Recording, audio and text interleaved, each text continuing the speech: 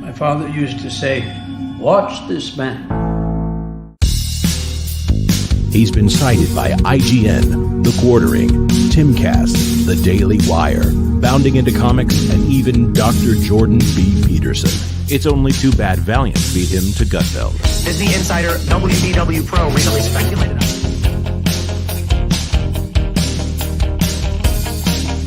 Time and time again, he's broken big entertainment news live on the air. I've been following WDW Pro and his track record for years.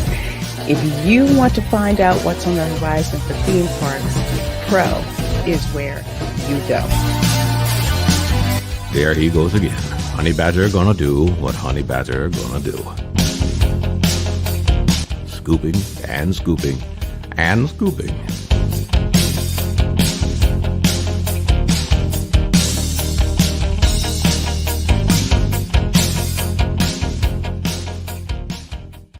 Morty, let's check in on Rian Johnson's new trilogy. Okay. I bypassed the compressor. What did you do, Ray? Son of a definitely remark. Now, he was okay, after 6-7 weeks. Okay? They get over it. Kids are resilient like that.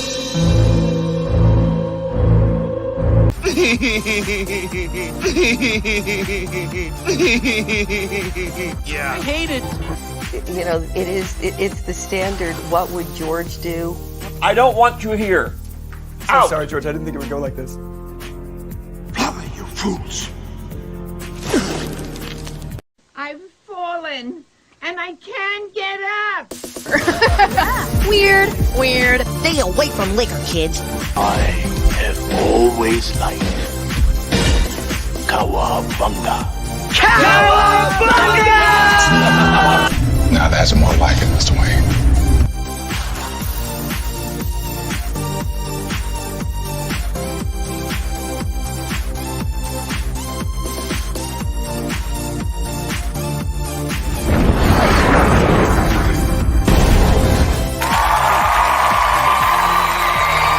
It's about how hard you can get hit and keep moving forward. How much you can take and keep moving forward. The Force will be with you. Always. That's how winning is done. I am vengeance. I am the night. That's what she said. I am Batman. If I won tonight, I would come home and we'd celebrate. Well, I'm coming home, we're celebrating. God bless you all. Watch your habits, for they become your character. And watch your character, for it becomes your destiny. What we think, we become.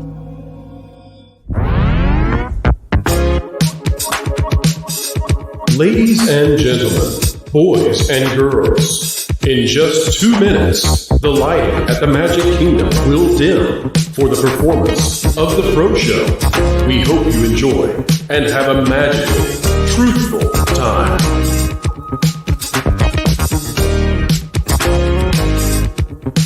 For the safety of others, please, no flash photography.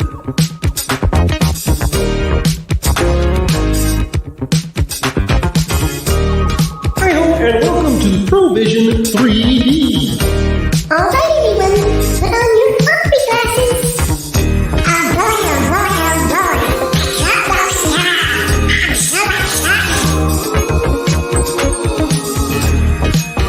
Keep learning, keep growing, and keep having fun.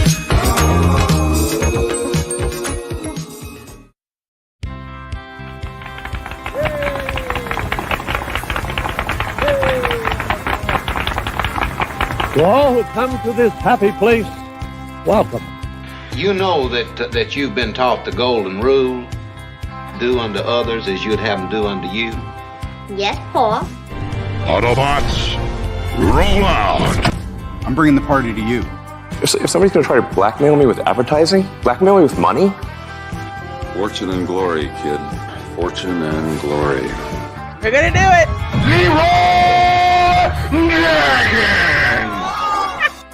All right, it's time to go to school, son. Come on, get your hands up, man. Are you okay? They'll never take all freedom!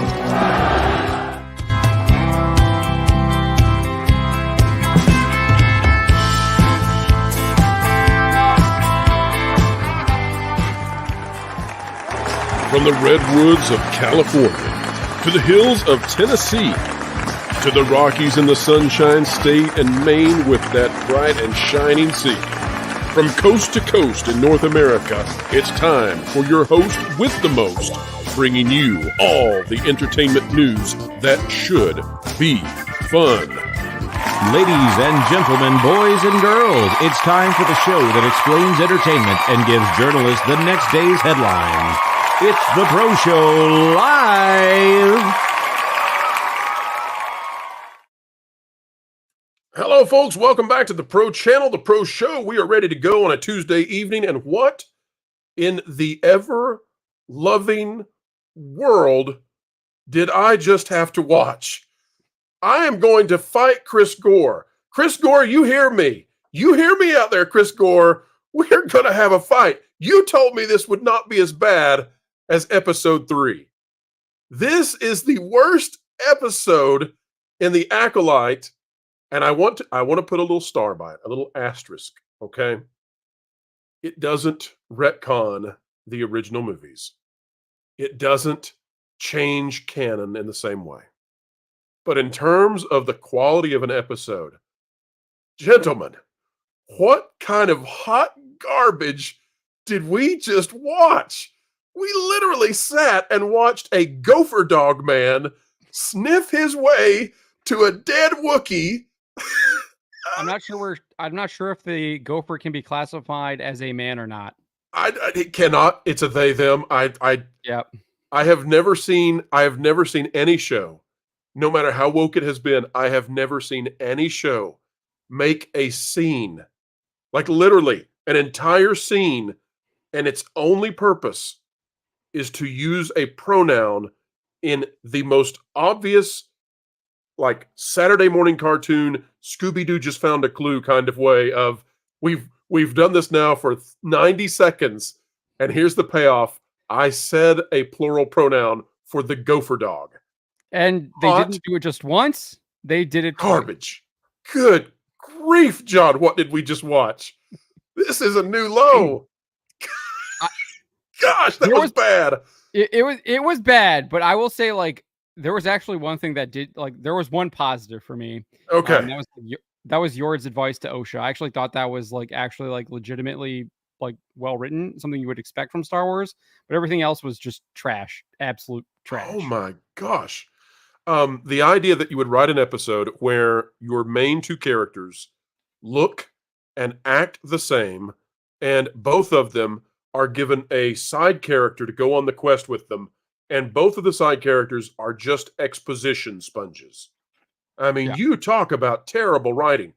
You throw away the idea of show it, don't explain it. Everything in this episode was explained, and there was one shot in particular, John, where we were watching it, and I swear I thought if a dwarf with a battle axe comes out of the background right now, it's going to look more like it fits in this scene than Star Wars. If an elf comes out with a bow and arrow, I'm going to feel like I'm in that world better. This was bizarre. This was a long trek with very little in it. And from a writing standpoint, this has got to be the worst. I will also say, John, that there were times when, I hate to say this, there were times when it was difficult to understand the dialogue. Lee Jung-jae. I turned the captions on. Yeah, but without the captions, it was tough sometimes. He learned English for this role. He is to be commended. He's given it all he's got. But my gosh, what an awful piece of trash episode. I think it's worse than episode 3, not in terms of destroying Star Wars, but in terms of just like as a piece of entertainment. This could have come from a 5-year-old. And nepotism is what we call the character who's painted in green makeup, who is Leslie Headland's wife. Oh my gosh, you talk about some overacting. I mean, this is just terrible stuff. But Lorna, I want to welcome you to the show. You have not seen the episode. You're representing the 90% of the audience out there choosing not to see this. And Lorne, we're gonna have quite the journey for you on this one. And I get more baffled as we go along. So I sense that's not going to change this week. Lauren, have you ever watched a badger, gopher, dog character who apparently goes with a plural pronoun, sniff out, in a jungle planet, take off? I mean, that was so weird. I mean, Didn't you I'm like still how they baffled by said what we that just watched. They had lost him again, and they had never lost him before that. Lost so him bad. again. It's like Did you Scrappy look Doo is running through the jungles of World of Warcraft. All right. Well, before we keep going, we've got a panelist who you all love truly, and I'm sure he loved this episode as much as we did. X-Wing, welcome to the show again, X-Wing, the after party. My friend, I'm saying that this is worse than episode 3. I'm not saying that it's worse in terms of destroying Star Wars. Episode 3 was, I mean, I don't know how you could, I mean, that was urinating on the corpse of it. But X-Wing, this was worse in terms of writing. This was the product of a 4-year-old in every way. I love watching somebody get to spend $20 million in Star Wars for what I could have done for probably about $5,000. So I don't see. Absolutely. I don't see it could be worse. Would you call this a filler episode? Did nothing happen in it, or It has a giant cliffhanger at the end, and that's it. Yeah, it almost doesn't warrant The last discussion. 2 minutes are literally the only point of the episode. You could skip the entire rest of the episode. There's no point in it. You What's learn the nothing new, cliffhanger? by the What's- way. what- There's not a what's going on? single thing that we learn in the entire episode. It's garbage. There's just confirmation based on an assumption. They're trying to act like they're subtle, but they're as subtle as a herd of elephants as to who the Sith is. They're making it painfully obvious. We all know exactly who it is. Like, what kind of, I'm a bumbling idiot. Like, I'm sure it's not that guy. It's for literally sure. the Jar Jar meme. They've literally taken the Yeah. Jar Jar meme and made it real. It's like It's like a joke. fart in an elevator with one person in it. Like nobody's confused the Merrick about character? what just happened. And then they put Joe Biden in there. Luckily, that thing was just sniffing all over the place. That's got to be the dumbest thing. X-Wing, have you ever seen a show? Have you ever seen a show? John's having a good laugh at Joe Biden running through the jungles of World of Warcraft. X-Wing, have you ever seen a show that actually spends an entire scene and the scene's only purpose is to use a pronoun to shock the audience? You ever seen anything like this? Not even Doctor Who's this bad. They do this in Marvel Comics now. Sorry, I know it's right. No, Like in no, the comics, though, I right? don't even know what to say. Like, it's so crappy, it almost doesn't warrant talking about. That's kind of where my brain's at. Like, why? I know we have to talk about it, but it's like there's nothing of substance here. They're like, oh well, we got a beaver. Is he or they? Oh my god, dude!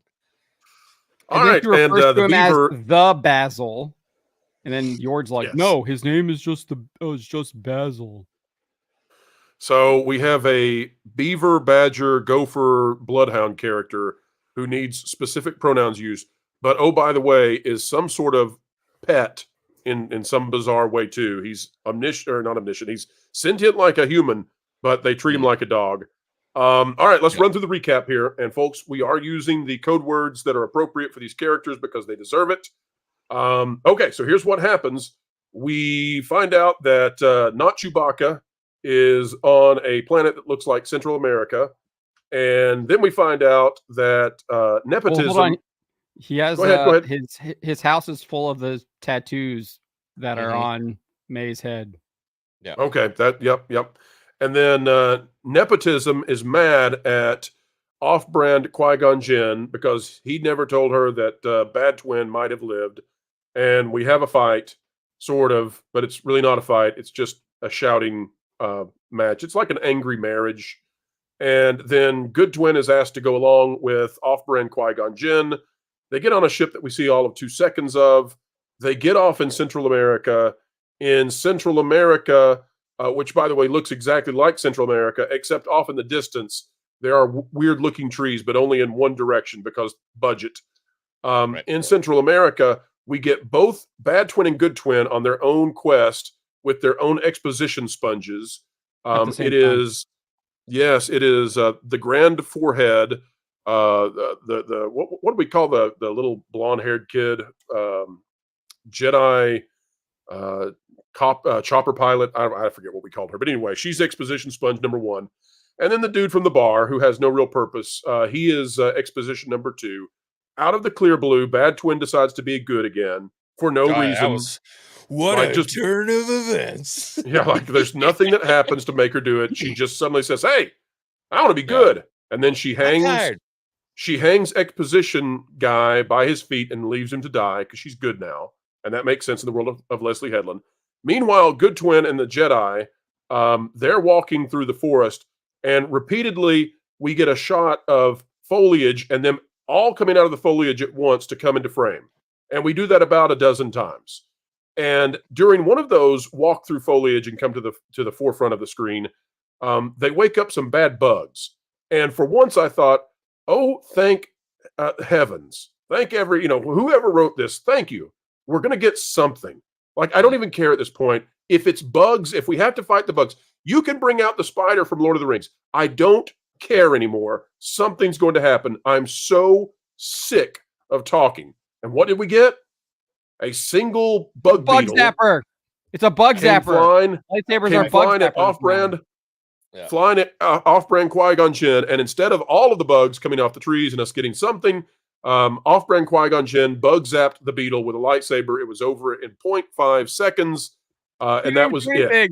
The bug literally ran into the lightsaber and killed itself because it's Good Twin. It's literally Good Twin said that she could sense the bug, and so that means she's got the Force again. This writing, I swear, it's nauseating to even recap this episode. It's nauseating. She didn't have the Force before? She's a Jedi before. She wasn't able to like move her lightsaber. She lost it. She Kenobi'd and lost it, and now she's getting it back. Okay. Because it's like it's the whole Last Jedi cutting yourself off from the Force BS. Yeah. So, but she could sense the bug, and the bug was zapped, and now she has Lauren. If you want to know bad writing, if you want to understand just how bad this is, Good Twin, after watching off-brand Qui-Gon dash the bug in half, that is a deeply moving moment for her. And so she shares with Exposition Sponge all of her deep feelings about her long-lost evil twin because she's seen death in her life. Because to both of them, slicing that bug in half was a huge moment. Guys, before we go any further, have I missed anything of importance in this episode that I think is it's awful? I mean, it just hurts to even talk about it. I think they use miles. She uses miles to determine the location of the Wookiees' house. That's normal. Yeah, she's like, it's 10 miles east or something. Then is that normal? Didn't use clicks? No, they didn't use clicks. I always thought it was clicks, right? Yeah, okay. Yeah. So I thought miles was weird that they actually used miles. And then I actually liked Yord's advice. That was like the only thing I thought was actually decent writing. He gives Osha. Tell the audience what he said. Actually, I didn't like write it down specifically, but he basically gives her advice that she might not actually be on this journey to face her sister. She's probably there to face herself and kind of maybe heal the wound that is festering within her. And I actually thought that was well written and makes sense from a Jedi. That would be something that like Yoda would say. Or there was some dialogue that I really liked in the episode too. Actually, what did you like in the episode? There's the one part where the local in the spaceport of the completely uninhabited planet says, "Hey, the Wookiee went to live in the forest." That was Harvey Weinstein. And then the Jedi Master turns around and goes, "He's in there." Like, yeah, dude, he just said that. And then X-Wing, that was Harvey Weinstein. As soon as I saw that character, I said, "That's Harvey." Yeah. From now on, that's Harvey.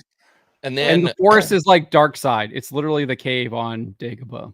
And then when the hundreds of extremely dangerous bugs wrapped around the trees, one decides to attack, Soul goes, "Stand down! I got this." I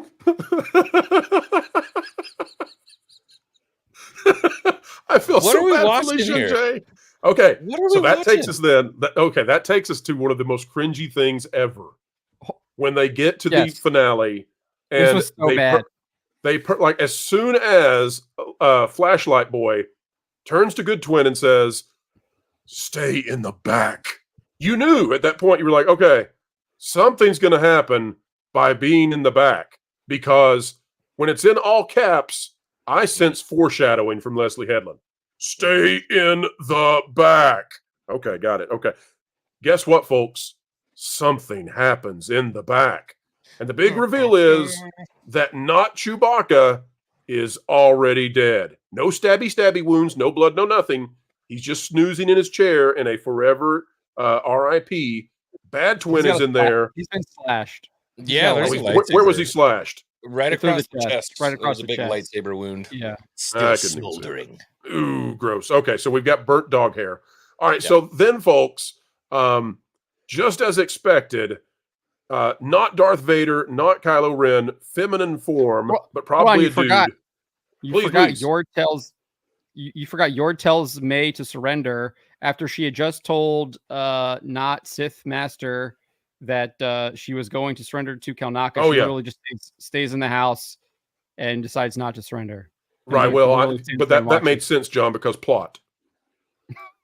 I guess because she's now in total fear of not Sith Lord who's there. Okay, let's just stop for a minute.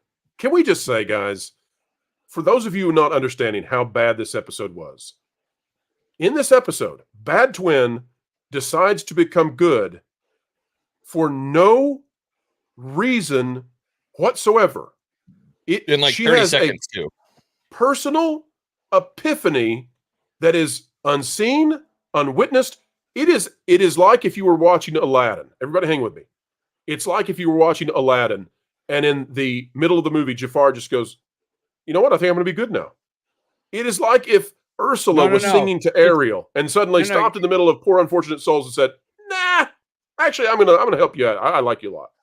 Yep. It's like John, when Jafar's actually the giant snake, and then he all of a sudden is like, okay, I'm good. You win. Yeah, he stops and he's like, you know, I'm actually being kind of a prick here. I think I'm gonna slither back into being my normal self and help you guys. You guys are not exaggerating here. She literally decides just to be good with no impetus in the plot. They stopped for like 10 seconds. They stopped for 10 seconds in the woods, and the shop trader guy goes to get her water, and then when he comes back, she's now trapped him and is like, you know what? I don't have to do this anymore. I don't want to do this anymore. I'm going to turn myself in. That's what I'm going to do. She tied him up in a tree. She put a trap on the ground and like snags him up, and he's hanging in a tree. And she's like, my sister's alive now, so I'm good. So I'm going to go turn myself in. So is that what it is? Is that now that she's able to touch the Force, is that what it is? That she senses her sister? No, she just says her sister is alive now, so I'm going to go turn myself in and reveal who the Sith is. Yeah. After not Qui-Gon already sucked her brain out and figured out that she doesn't know who the Sith is anyways. You guys know what that was? That was the Last Jedi Snoke death scene, except without any action whatsoever. That was the same equivalent. We had the same kind of, oh my gosh, I can't believe it, except with zero drama, zero excitement, and total exposition on it. That's what we had. An instant character reversal of everything we know about them with not a single leading up to impetus, nothing, nada, just, hey, I'm good now. See ya. Yeah. All right. The Last Jedi would be a palate cleanse, if I'm being completely honest. So I've got a question. I want you, leaving the comedic stuff aside, I want you to be as objective as you can. The people that like this show, how are they going to react to it? Are they also going to see this as filler? Are they going to see these as plot holes? How do you expect them to respond? Oh, lightsabers! Oh, did you see that Force push? Oh! She is cooking. She is cooking right now, and we have no idea what's coming, but she is cooking right now. That's what they're going to say. Well, Lauren, based on the way they're handling this so far, this out of the root, folks will be coming to this later in the show. Rosis are review bombing Black Lead Star Wars series, The Acolyte, despite high ratings from real critics. I think that it's all out war starting tomorrow. That's what I think. I think that's how this is going to go. This was the worst episode. This is the worst writing I've ever seen in Star Wars. But it's going to be all out war starting tomorrow, I think, from the mainstream media. Is that anybody disagree on that one? Anybody worth their salt? Have we not been at war for like 10 years now? Yeah. yes. But we're back to Last Jedi. I mean, they're going to call the 90% every name in the book. Yeah. Well, part of the reason that I asked the question is because I've never seen any Star Wars show rated as badly as this one. So obviously, there's a very small minority that are liking this, and so I'm just the way you're talking about it. I'm getting the impression the worst sin of this thing, besides the nonsensical attitude change, is that it was just boring. Is that it just bored you to death? And so it sounds to me like it's a typical filler episode, like we've had in most of the other series. I literally took 0 notes until they got to the Central American planet, because it's just nothing happens at all. Nothing it's happens. Just, it's just like talking to the Jedi and being like, okay, I want to go, and I need Good Twin to help me go and like bring May in, because I think there's still good in her.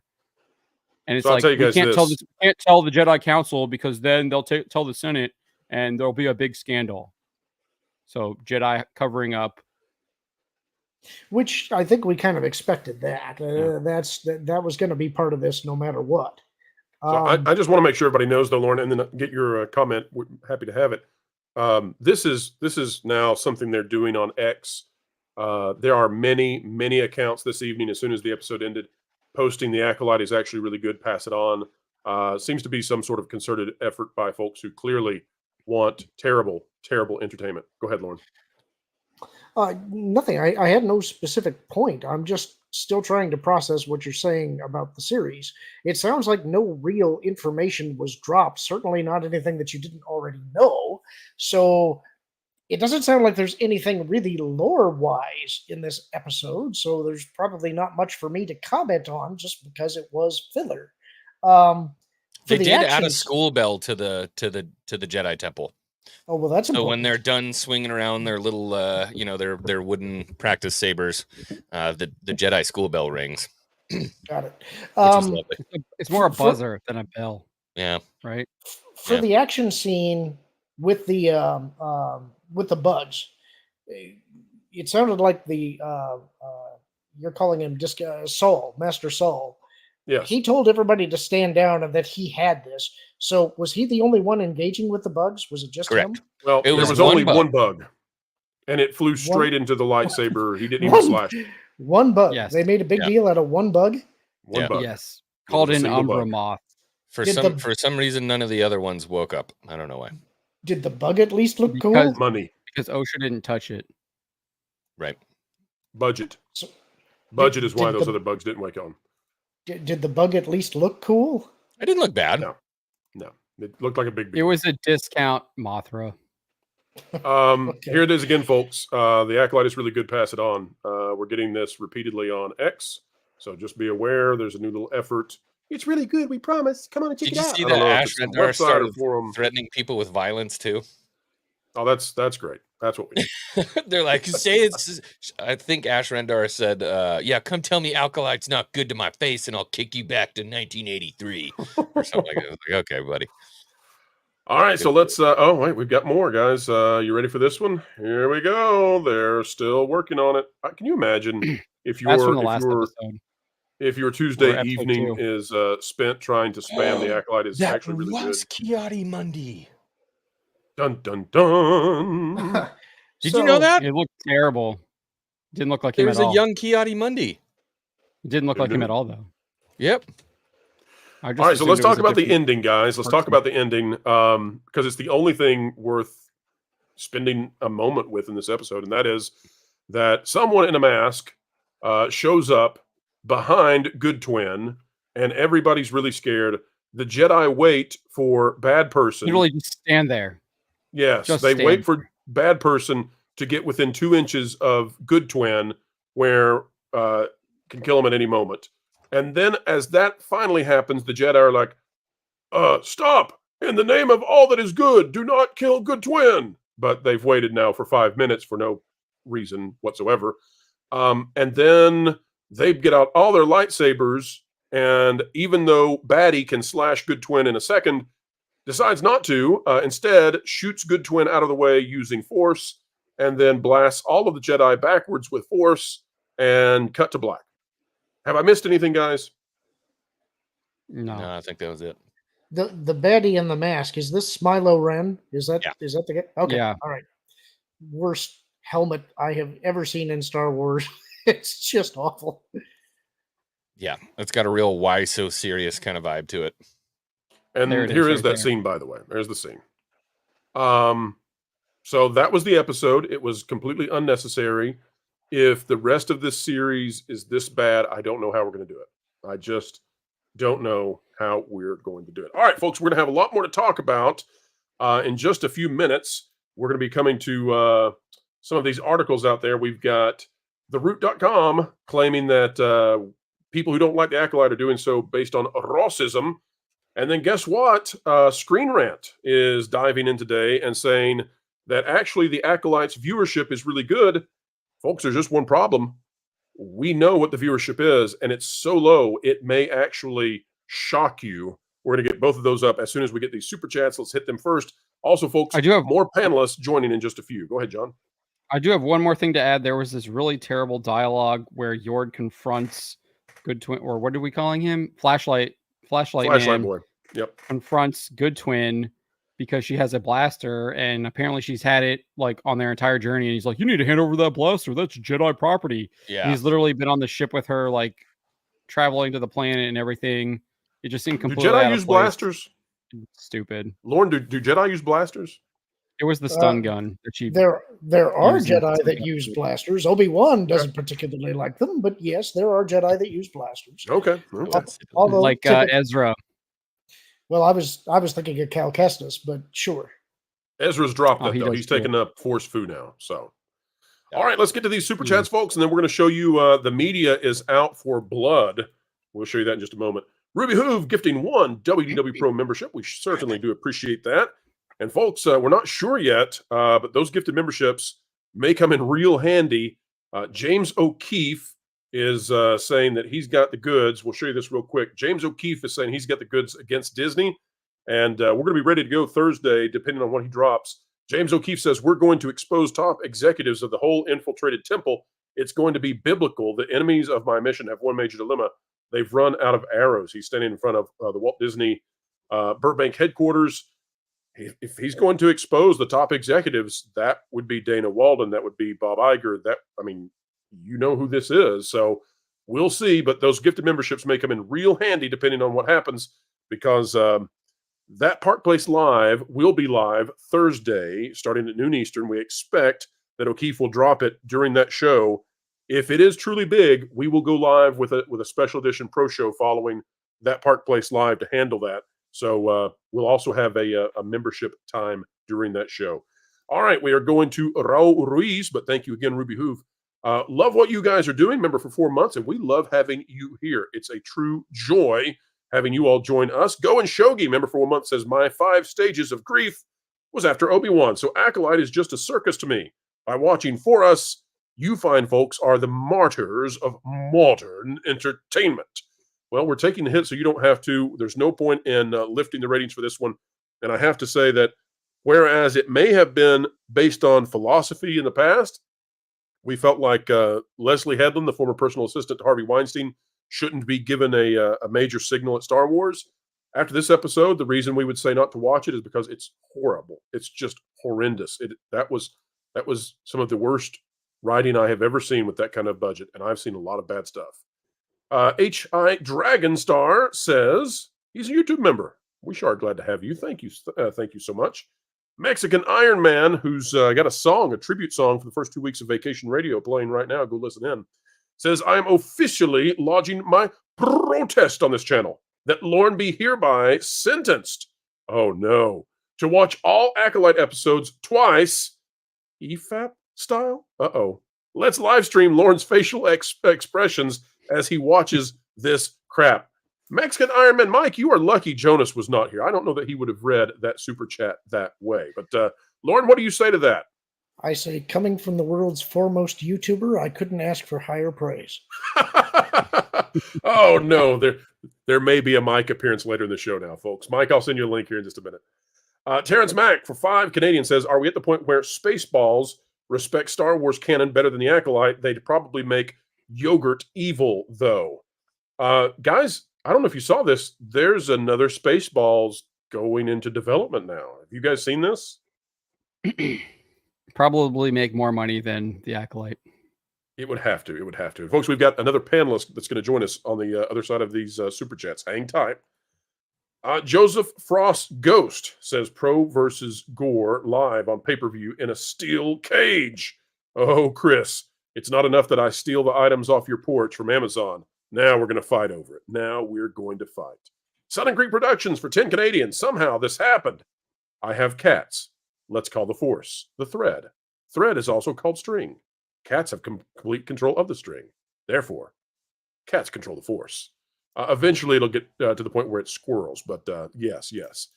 All right. Loth next cats. up, we've got that'll be a Dave Filoni thing. It'd be Loth cats. Yeah, Loth cats. Oh no. Too Tired for 5 says for Pro and the rest who suffered so that I do not have to. Love the code words. By the way, well, it doesn't deserve us actually taking the time to learn these characters' names. And after this episode, we are fully vindicated on that. Jonathan and Derry for 10 says for watching it so I don't have to cancel my Disney Plus after Ahsoka. Well, trust me, you are saving that money and not missing a single thing. Brian Tellish, member for 10 months, that calling Star Wars fans all those phobes doesn't work anymore. Well, they're going to try it. We'll show that to you in just a moment. Crew for 2. So that really was Arimundi. He's in the credits. Yeah, crazy. Yeah. Good job on your marketing, Star Wars.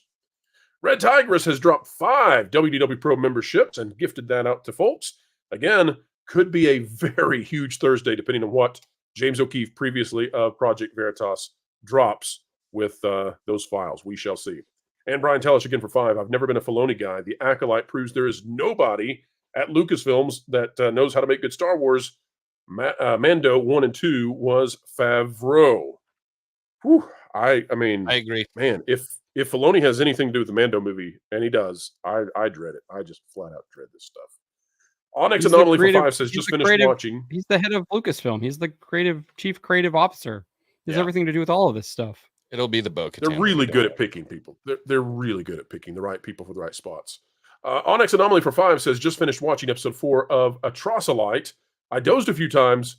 It was incredibly boring. Yes, minus the gopher badger dog thing, which I'm sure was there for laughs and for wokeism, but did not work out whatsoever. All right, folks, we've got some panelists that are going to be joining us. Let's go ahead and get ready to bring them on. Pro, where's your thing at? Let's go. Where's the button? Where's the button? Folks, I cannot find. Oh, here it is. Who could that be? Let's go see, boys and girls.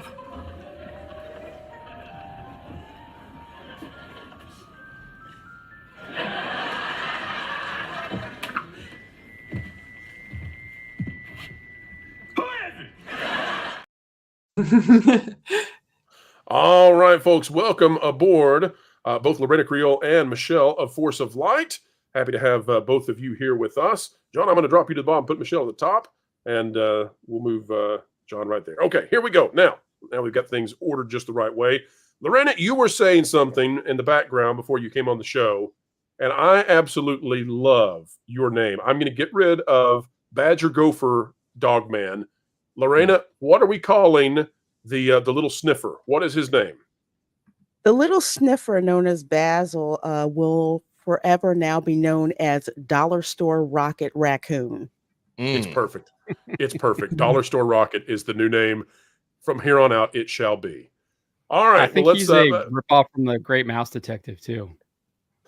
Probably. That's about the level that this show would go to find its source material. All right, Lorena, let's start off with you. We've heard the opinions of both John and X-Wing. Lauren has not seen it. He's here to give us reference when it comes to Star Wars lore and how this connects. Lorena, you've seen the episode. I'm sorry for that. I hope you are not too heavily victimized. Tell us what you thought of it. One, I really should not have watched it without wine. No, I don't know. This made it better. Oh Lord, this is just awful TV, awful television. Period. I mean, it's a given. It's awful Star Wars, but just awful TV. I do not care about any of these characters except for Master Soul, and that's because that's played by Jae Jung Lee, and I feel so bad for him to just be in this absolute just dog crap of a show. Lorena, And are you it's telling me really- you don't like it when characters suddenly switch their allegiance for no given reason out of the blue and talk about it for 5 minutes, and we're just you didn't enjoy Bad Twin suddenly deciding to join good side, just no reason? No, I didn't enjoy Bad Twin being described as there is good in her. I said, did you really just freaking go there? And I'm a normie, okay? So I immediately picked up on that. I'm like, that's what you're gonna do. It was just ridiculous. but Lorena, I don't Lorena, care about these characters. The last time these characters were around Bad Twin, she was literally trying to murder her sister for no given reason, and maybe killed everyone in her little coven. So clearly, there's some good in her. Clearly, they would say that. Yeah, the fact that people didn't know she was a pyromaniac, I don't buy that. The justification is magnificent too. You know, I'm going to turn myself in, and they said they'll put you in. You know, they'll lock you up. And she goes, "Not if I tell them who the Sith is." You just killed 2 Jedi. You think if you give a name, you're just going to be like good to go? Everything's kosher now. Remember also that Soul used brain suck or vacuum suck and discovered that she doesn't know who the identity of the Sith is anyways. Yeah. You know what, John? You Now, commence Operation Vacuum Suck. Suck. All right. Speaking of just how bad this was, Michelle, I said that this is worse than Episode 3. Not in terms of destroying Star Wars, but in terms of writing, in terms of what, entertainment is. At least Episode 3 tried to do something. I mean, it turned out to be excrement, but at least it was attempting to make something come into this world. I don't know what this was for. What did we just watch? Yeah, well, in fact, I just recorded my review that I'm going to be putting out tomorrow. And two things I will say that funny, it's been addressed now since I've been on in this short time. What you just said. Okay, so we have 8 episodes of something. How? I mean, we know how. I mean, it's the same reason how we get the crap you're just talking about in the dialogue that we're getting in the show that is so bad. But how in 8 episodes? This episode was like 28 minutes. How can you not come up with a compelling story? I know I always go to it because I love Stranger Things. But even in these setup episodes of Stranger Things, you're interested. Like it's going somewhere. Something's happening. Like as far as with the characters and the story that's being built. Like in this, like very little actually happened in this episode. And by did it bother you that the Wookiees already dead? When not Chewbacca died off screen again? Did you shed a tear? Did you care? I didn't even notice he died. You thought he was just taking when a did that snooze? happen? How like they kind of? I noticed like the kind of the sad music, and he kind of walked off. Like who killed him? He's in the chair. He has a slash mark, and then May comes in and sees it, and says like, "Oh, my master's already here." And then she like hides in the house. I show up. If only she had walked in, taken a sniff, and been like, "Smells like burnt dog hair," I would have said, "Okay, I'm back on board with this." All right, Michelle, I want to keep coming back to you on what you think of this. Let's bring in Jonas quickly to join the panel. Jonas, sorry to have made you watch this, but you're here with us now. Michelle, continue on, please, with your thoughts on Episode 4. Yeah, and then the other thing, Lorena's already hit on it. Okay, you do not. A human being, can people who have murdered get redeemed? Absolutely, I believe that. It's happened many times in life. But does someone murder 2 people and like the next day be like, you know what? I tried that murder thing. I don't really think it's for me. And I'm going to be good now. Like that's just not how life works.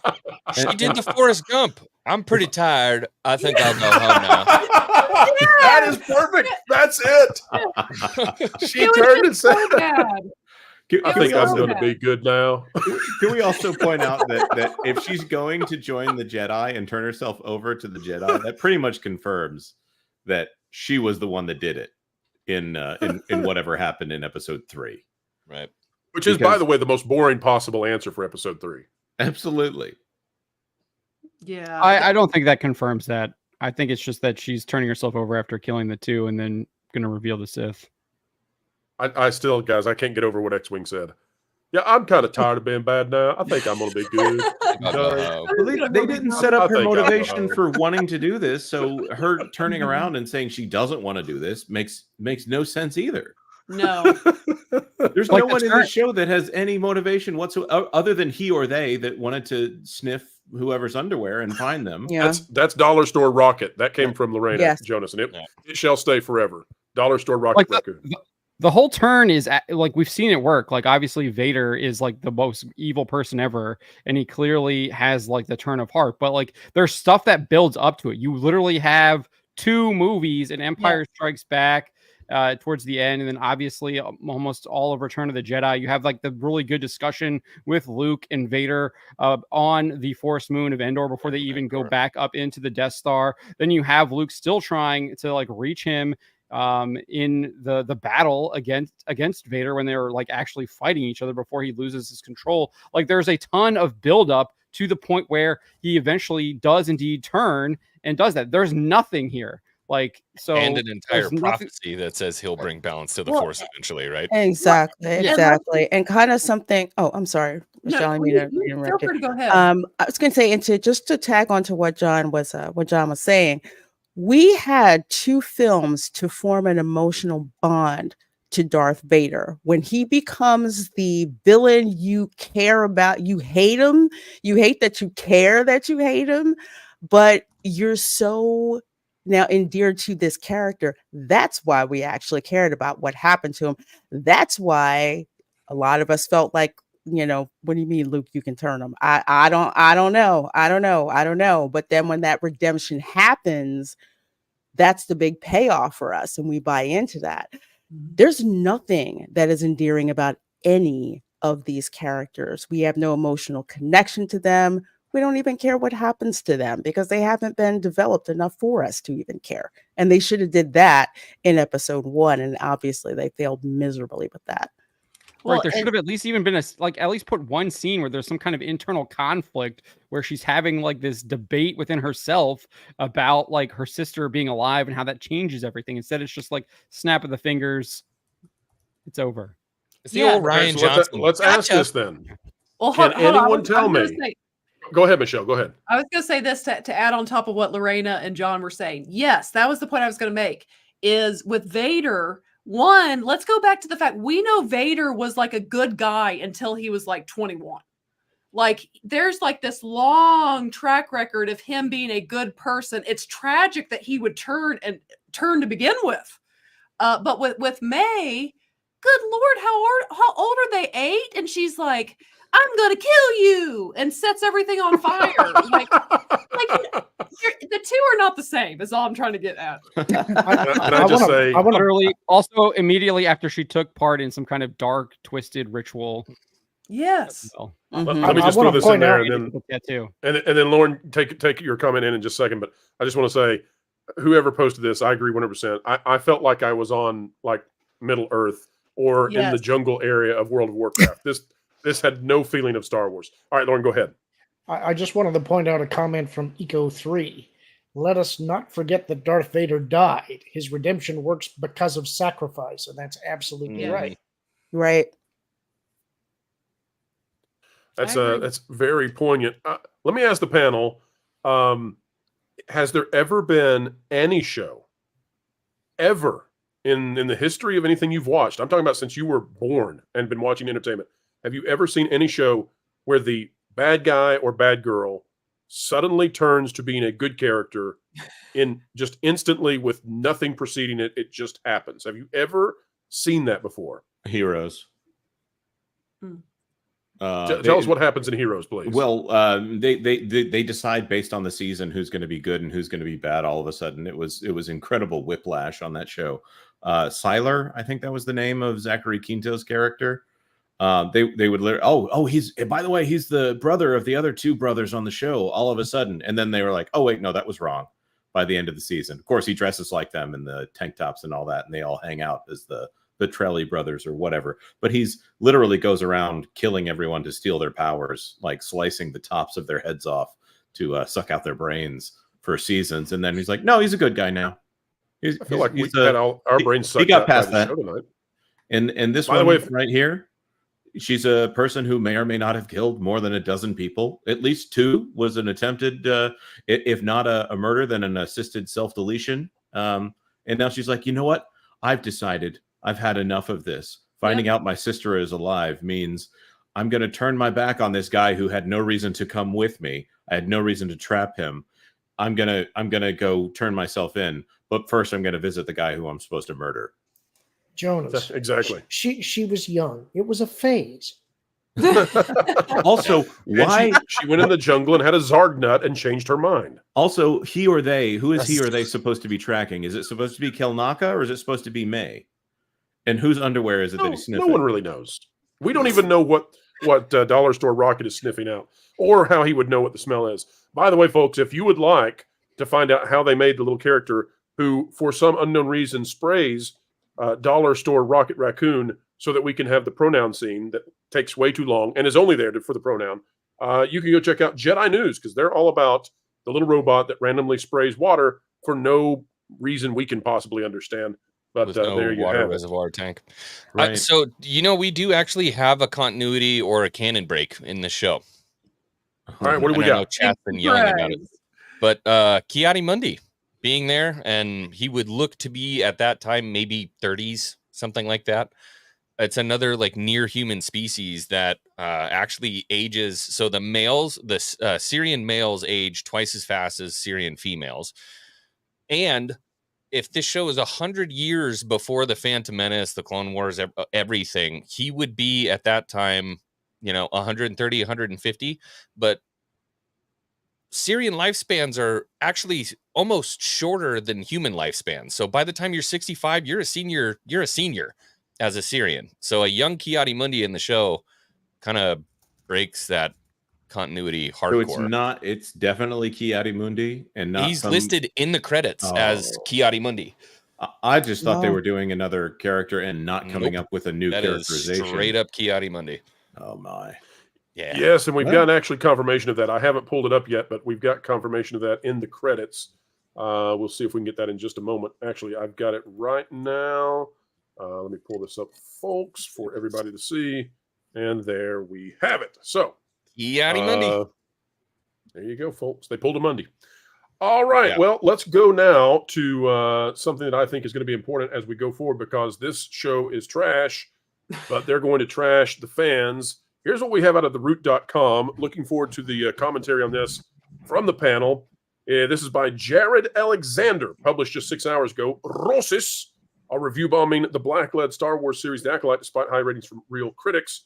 Once again, Star Wars fans show their true colors when a person of color or woman gets to shine in a galaxy far, far away. At this point, I just think that they're trolling us because they know Princess Leia is popular. They know that Lando is super popular. At least he was until he fell in love with robots. The Star Wars fandom continues to embarrass itself. The latest series in the franchise, The Acolyte, has fallen victim to yet another review bombing campaign from the audience. Remember, they have no evidence of this whatsoever. They just keep saying it. Remember also during the pro show today, we showed you that it's probably a false flag. The prequel series, which stars Amanda Steinberg, earned glowing reviews from critics. Currently sitting at 84% on Rotten Tomatoes, the series has also been a ratings hit for Disney+, standing as the largest debut for the streamer so far this year. Folks, if you'll stay with us, I promise, in about 15 minutes, we're going to blow the lid off this ratings claim. We've got the data. We've got it updated. We're going to show you just how bad the ratings are for The Acolyte. We've got it. Yet, despite its warm reception, the show is still not immune to some of the harshest parts of the Star Wars fan base, as it currently sits at a shocking 15% audience score. Now, it goes on to talk about all the horrible things that you all out there in the audience are, but I'm here to tell you, this article is talking about 90% of the population of entertainment lovers, because here's the deal. This has always been the deal, and this always has been the reason that these folks have no leg to stand on.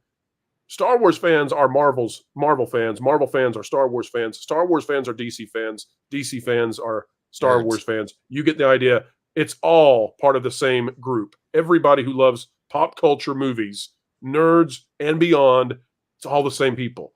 They call it the Star Wars fan base so that they can attack it, because attacking just the general population does them no good.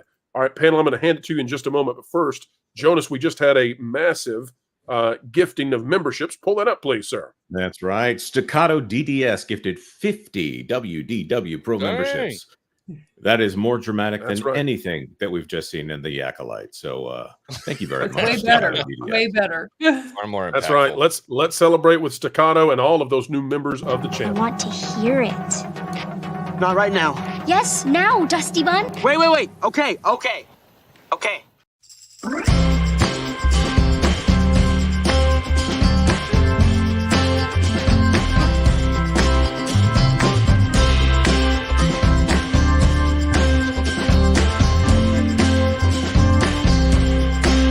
Perfect. All right, so whoever would like to hop in first, be my guest when it comes to this charge that we're going to start seeing starting tomorrow, folks. It's really going to take off.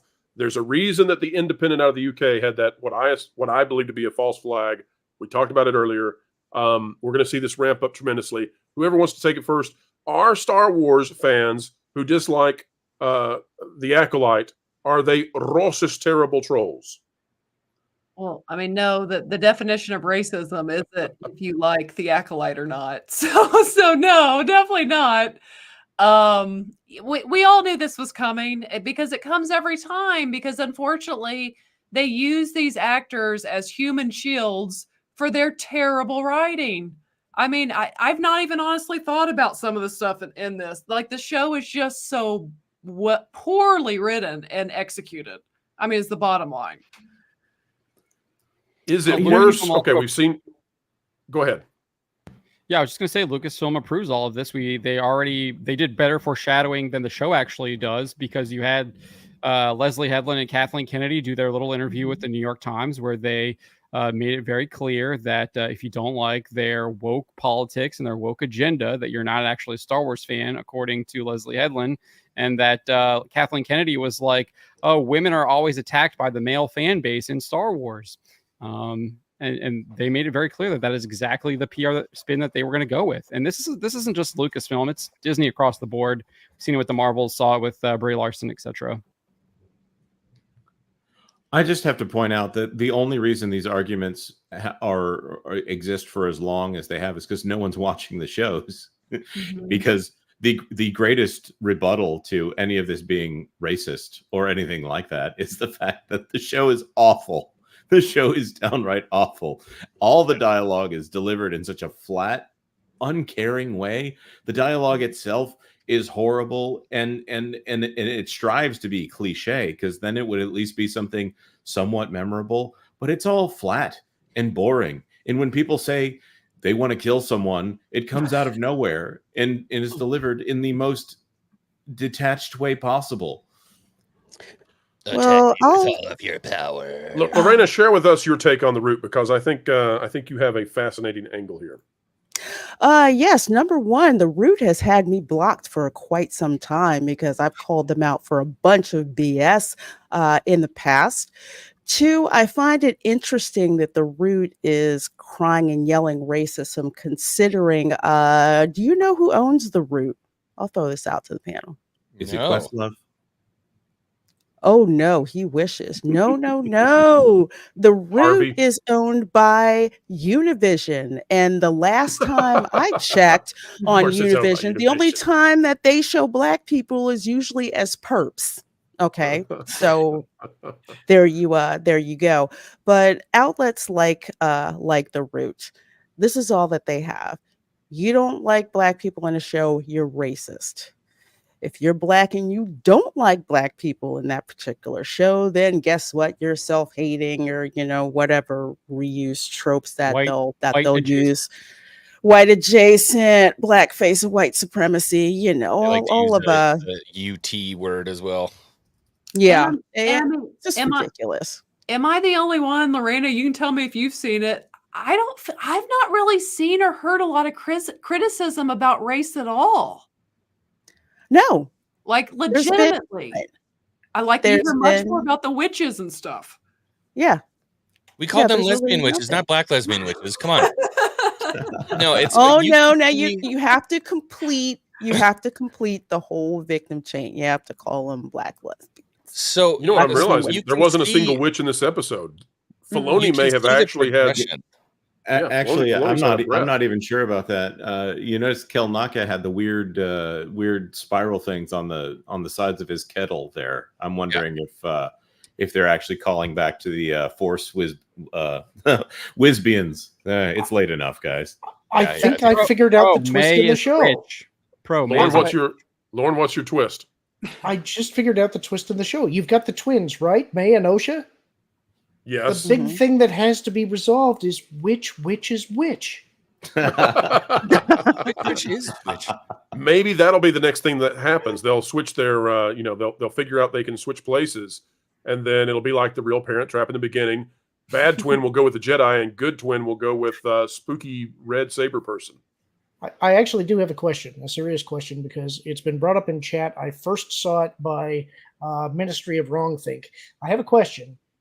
Ki-Adi-Mundi in this episode. Mm-hmm. He is concerned about the Wookiee.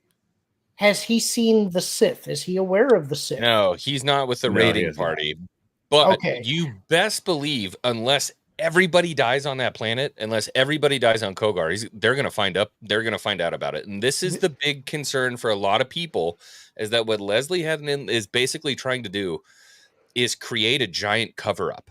Well, Where yes. Yoda knew, Ki-Adi-Mundi knew, they knew about the Sith and they covered it up anyways. Right, and I've been thinking that that's the direction they were going to go for a while, but it's especially significant because in the Phantom Menace, it's Ki-Adi-Mundi that says the Sith haven't been seen in the millennium. And that means that he's definitely selling it if he knows about it. So They're already yeah. doing the cover up. You have nepotism literally covering it up. Like that's like her whole purpose. Yeah, Which is apropos for nepotism. The producer's wife, who not the producer's wife, not Victoria Alonso's wife that was in Falcon and the Winter Soldier. She was actually a better actress. This one is, I can't even remember the name of the actress, but she's the green skinned lady, the green makeup faced lady who cannot deliver really a line. bad green face makeup lady. But she That's a proposes a job. cover up in almost every scene that she's in. By the way, there's an odd thing, and folks can go look and see if I'm right on this. I actually think that part of what made that one scene so terrible with her is I feel like they went back and redubbed Li Zhongzhe's lines over the top of what he was saying. And I noticed that there were times when his lips were not matching exactly, and it felt to me like maybe on the first take they didn't get well enunciated. And I'm not saying that to be negative. He learned English. He's the best thing in the show by far. But that particular scene was difficult to track. And so Even anyway. the guy who can't speak English can't save that dialogue. No, because there's he's no the way. only one that delivers it with any conviction whatsoever. I mean, at least he's trying to act, but the dialogue is so bad.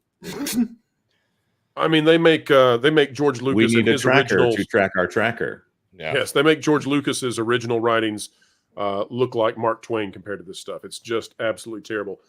Before we go to the ratings, we have the ratings, folks. We're going to show it to you and let you see what the ratings are for the Acolyte. In spite of what some are saying, it is not great. Get ready to be blown away. Before we do that, though, I want to ask about the pronouns because that's the big story, I guess, that the media is going to run with tomorrow is that pronouns have been brought into Star Wars. And that's going to be their new line of attack, by the way, against the fan base, because it's not just that the fans hate anybody of color. It's not just that they hate women, but also they hate pronouns, of course, because they're Neanderthals. But guys, what did you think about the entire 2 minutes we spent in that scene for the droid to spray water onto dollar store rockets so we could get pronouns in? Do you know, I clearly need to go back. I'm not going to go back and rewatch, but I missed the pronouns. The Surgeon So what General happens suggestion is- rewatch. Yeah.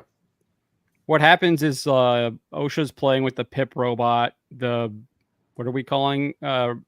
Dollar store rocket shows up. The Pip robot sprays water at it. And then the dollar store rocket like shakes its head. OSHA gets water on herself. And she goes up and talks to Jackie. And she says, I got it right here. Who is that? And then Jackie responds, that's Basil. And then Osha says, is he or they with us? And before Jackie answers, Jordan interrupts and says, any questions, civilian? And has like a pregnant pause before it, to really emphasize he or they. Like it felt like it was out of a Scooby-Doo cartoon where they were trying to let the child know this is the clue. We're doing a pronoun. Come on, media, write about it. So, anyone else? Jonas, go ahead. No, it's just that's the only thing notable in the entire episode, because everyone, other than the fact that Kelnaka dies, but there's really nothing that happens in this entire episode. They kill a bug. So that's true. That was actually cool. I will say that moment felt very Star Wars, felt very George Lucas to me. It did not. Killing them off. No, he literally pulls his lightsaber. The bug literally runs in. It's like a bug zapper. It's literally what you see outside your yard. Same color. It was insect seppuku. He turns her back on something, and it turns out to be a scary bug that wants to kill her. That was what felt like George Lucas. Don't worry, that's going to be important later. When he says they're attracted to light, that's going to come up later. I promise you. Well, absolutely, because the Sith or whatever is going to take out all the light or something stupid like that. But for a brief glimpse, I thought, that is a very Star Wars thing. That is a very George Lucas, maybe Indiana Jonesy type thing, where someone touches something that they shouldn't have touched, and it turns out to be deadly. Of course, they fix it very quickly after. But for a brief glimpse, they had one moment in the show that was kind of cool. And you're missing, except Jonas afterwards, Osha's like, well, I don't even know if it was really going to attack me. I was connecting with it in the through the Force. You're totally right. And which is why it was the most George Lucas moment in the show, because they could not even let it be. And they had to come in after the fact and ruin it. But watching that bug fly headfirst into a non-moving lightsaber, that is what, of course, caused Good Twin to reflect on Death and her sister with exposition sponge Jackie. So that was really, it was a moment. I don't know what else we can say other than it was truly a moment. Moments have been had here with Michelle of Force of Light, but Michelle, I know you've got to run. Michelle, before you go, give us your final take on where you think this show is going, slowly and plottingly, but where do you think it might go for the next episode? What will we suffer next? Let's Maybe see what 2 bugs, 3 bugs, a giant moth. How many do we have left starting with next week? 4. We have 4. The power of 1. Yeah, the power of 2. The power of many. It's too early for the 2 girls to come together next week. That's going to have to happen at the last episode. So no, that would be good writing. That's true. That's true. Yes. So maybe it does happen next week. I don't know. I don't know. I don't feel there's a lot of mystery on who the Sith character is. I don't think there's a lot of mystery around much of this. So I'm just going to keep watching it because it is providing me entertainment in its own way. Yeah, it's like watching. Gosh, I don't know. It's like watching a child with a wiffle bat swinging a piñata that's not there. That's what we're witnessing here. Michelle, tell folks when they can expect your review to come out on Force of Light tomorrow. Yes, my review will be out tomorrow on Force of Light at 9:00. Definitely check that out. Yeah, you can get my full thoughts there. So, but thank you guys for having me on, and everyone else have a great rest of your chat. Pleasure as always. Thank you, Michelle. See you. Good to see you. All right, folks, without keeping you any longer, it's time to get to what are the ratings for The Acolyte. And if you can read the scroll at the bottom, you will have a bit of a head start on this. So they have revised the ratings. They're trying to make it seem like it's doing better. They've revised them. We'll see what you all think. Screen Rant has this one. It says, forget Rotten Tomatoes. New viewership data shows what's really going on with The Acolyte. The Acolyte, Disney's newest Star Wars TV show, may be getting review bombed. I'm telling you, it's going to be nonstop. But new viewership data gives a sense of what's really going on. The Star Wars fandom has always been prone to division. But Leslie Headland's Star Wars Disney Plus TV show seems to have become a massive flashpoint. The Acolyte has been review bombed on Rotten Tomatoes. No evidence needed. The audience score there now stands at an improbable 14%, unless you've seen the show, in which case it's the only possible logical conclusion where it would be. New viewership data from Variety gives a sense of what's really going on, though. Oh, please tell us. provided by Luminate. This data shows the minutes watched of every streaming original TV show over the period from June 7th to 13th. It's largely a boost for Netflix, but the Acolyte's performance is very interesting indeed. Oh, please go on. Tell us how we are so wrong. Please share with us. Folks, here's what we have now. They have changed it, but not tremendously for the better. The Acolyte is now number 6. Number 6 on the original shows, not on the overall chart. And the Acolyte now projected by Illuminate, not Nielsen, by the way. We'll get the Nielsen number soon. But the Acolyte is now projected not to get 210, which was the original thought they had, but 380.5 million in its first week. There's just one massive problem with this, folks. That is half of Ahsoka. If that is the true number, we'll find out when Nielsen releases them. If that's the true number, that is half of Ahsoka. Of course, Screen Rant goes on to tell us their opinion of what this means. Netflix is the winner. It's not doing great, but somehow it sticks it to the trolls. That's you. That's Screen Rant right there. We'll pull up again the numbers here. John, I'm sure you're familiar with the numbers when it comes to Ahsoka and the Acolyte. 380.5 million. That is nothing to be happy about. That is a tremendous failure for the premiere. What do you make of the idea that that's going to now be used as a defense for the Acolyte when it's that incredibly low? I'm still a little confused. Is that 380? Like, what is that? What is that number? That's million minutes watched for the first week of streaming. So what was the 210 number? 210 is what they had originally projected with this Luminate company that tries to get ahead of Nielsen now. They're using the exact same Nielsen They strategy, were off by but they try to get ahead. million.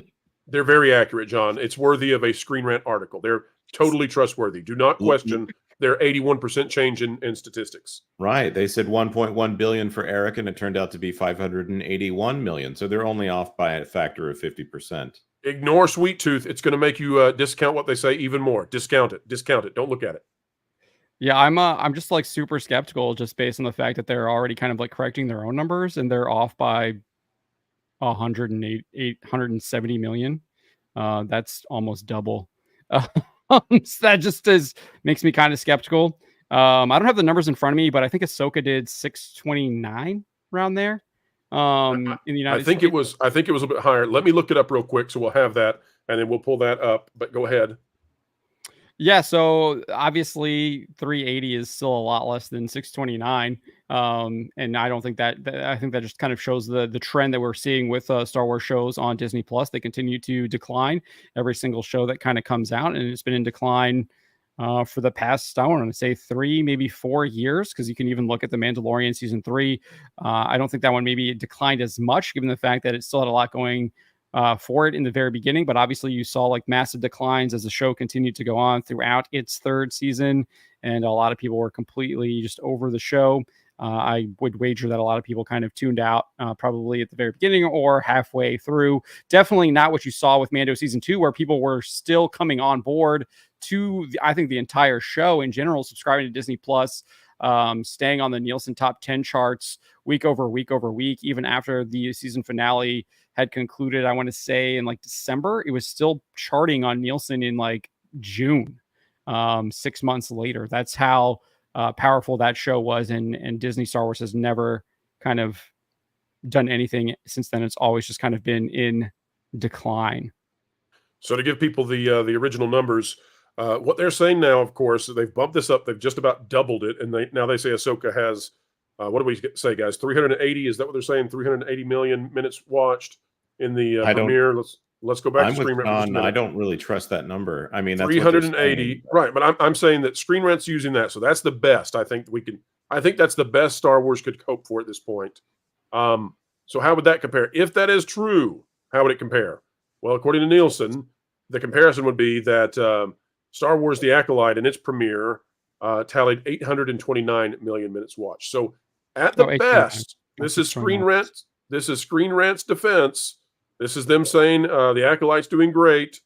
At best, that would be less than half of Ahsoka. And Ahsoka, of course, was a failure in terms of viewership, streaming, quality, writing, engagement, and everything else. And this would be landing at half. And Screen Rant is saying, oh, that's pretty good. The trolls are wrong. Whether or not those numbers are real, We've still got Screen Rant out there saying, the show's doing fine, guys. Show's doing fine. Look at this. Pulling in almost 400 million minutes watched. So that's where we are with the ratings.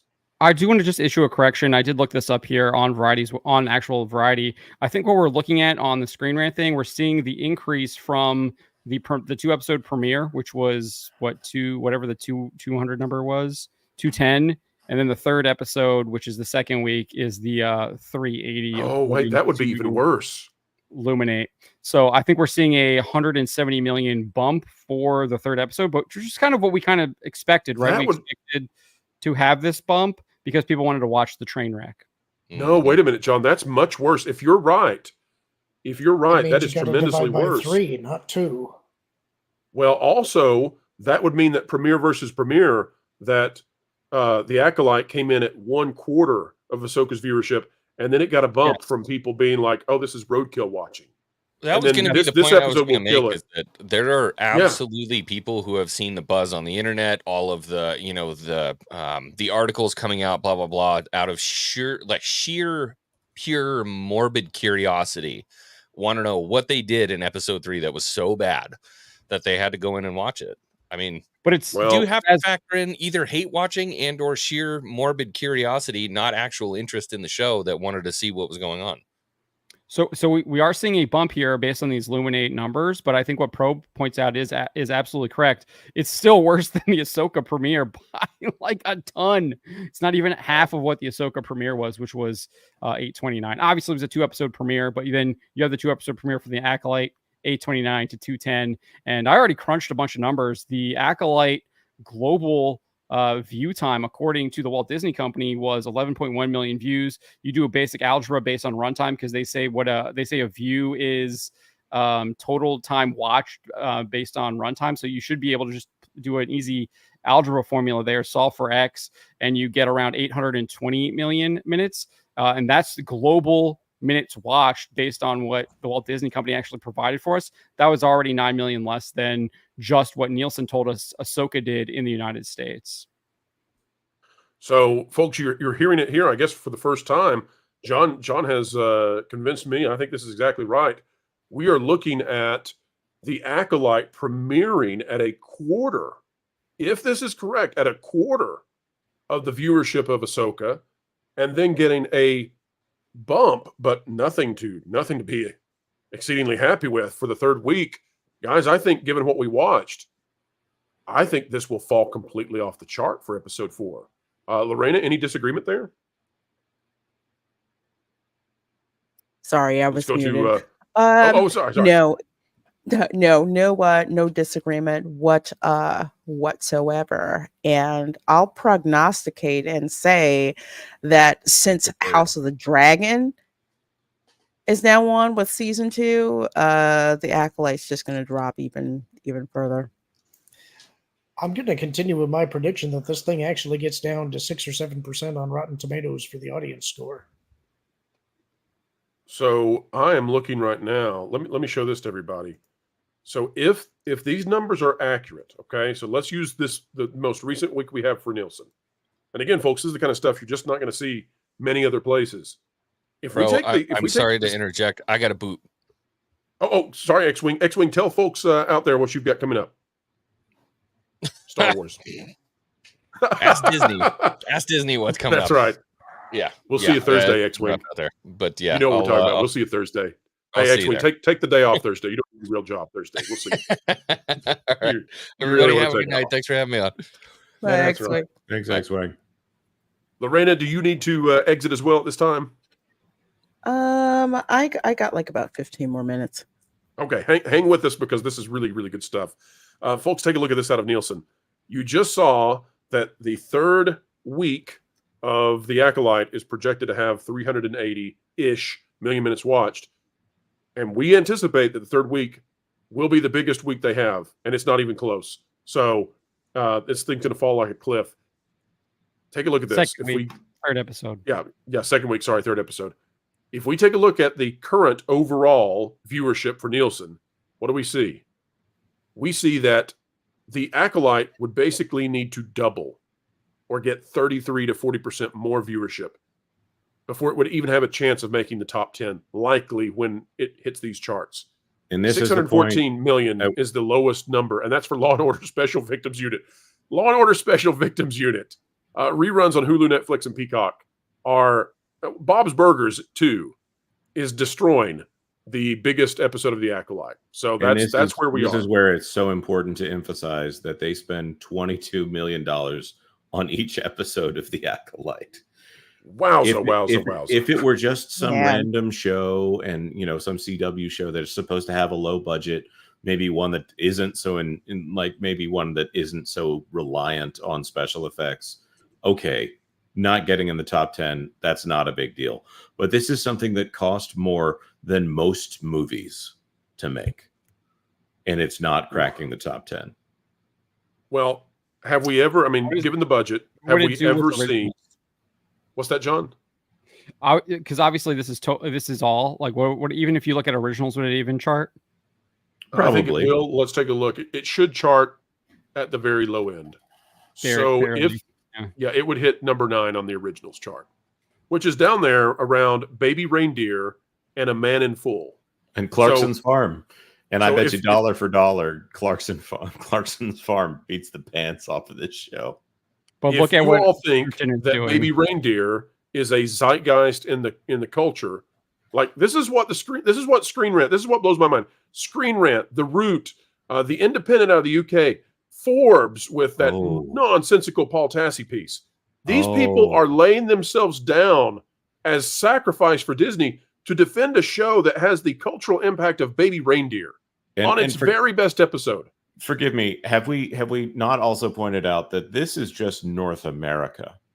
So those Luminate figures, are they North America or are they global? I think they're U.S. They've got to be U.S. Well. They have to be. Yeah.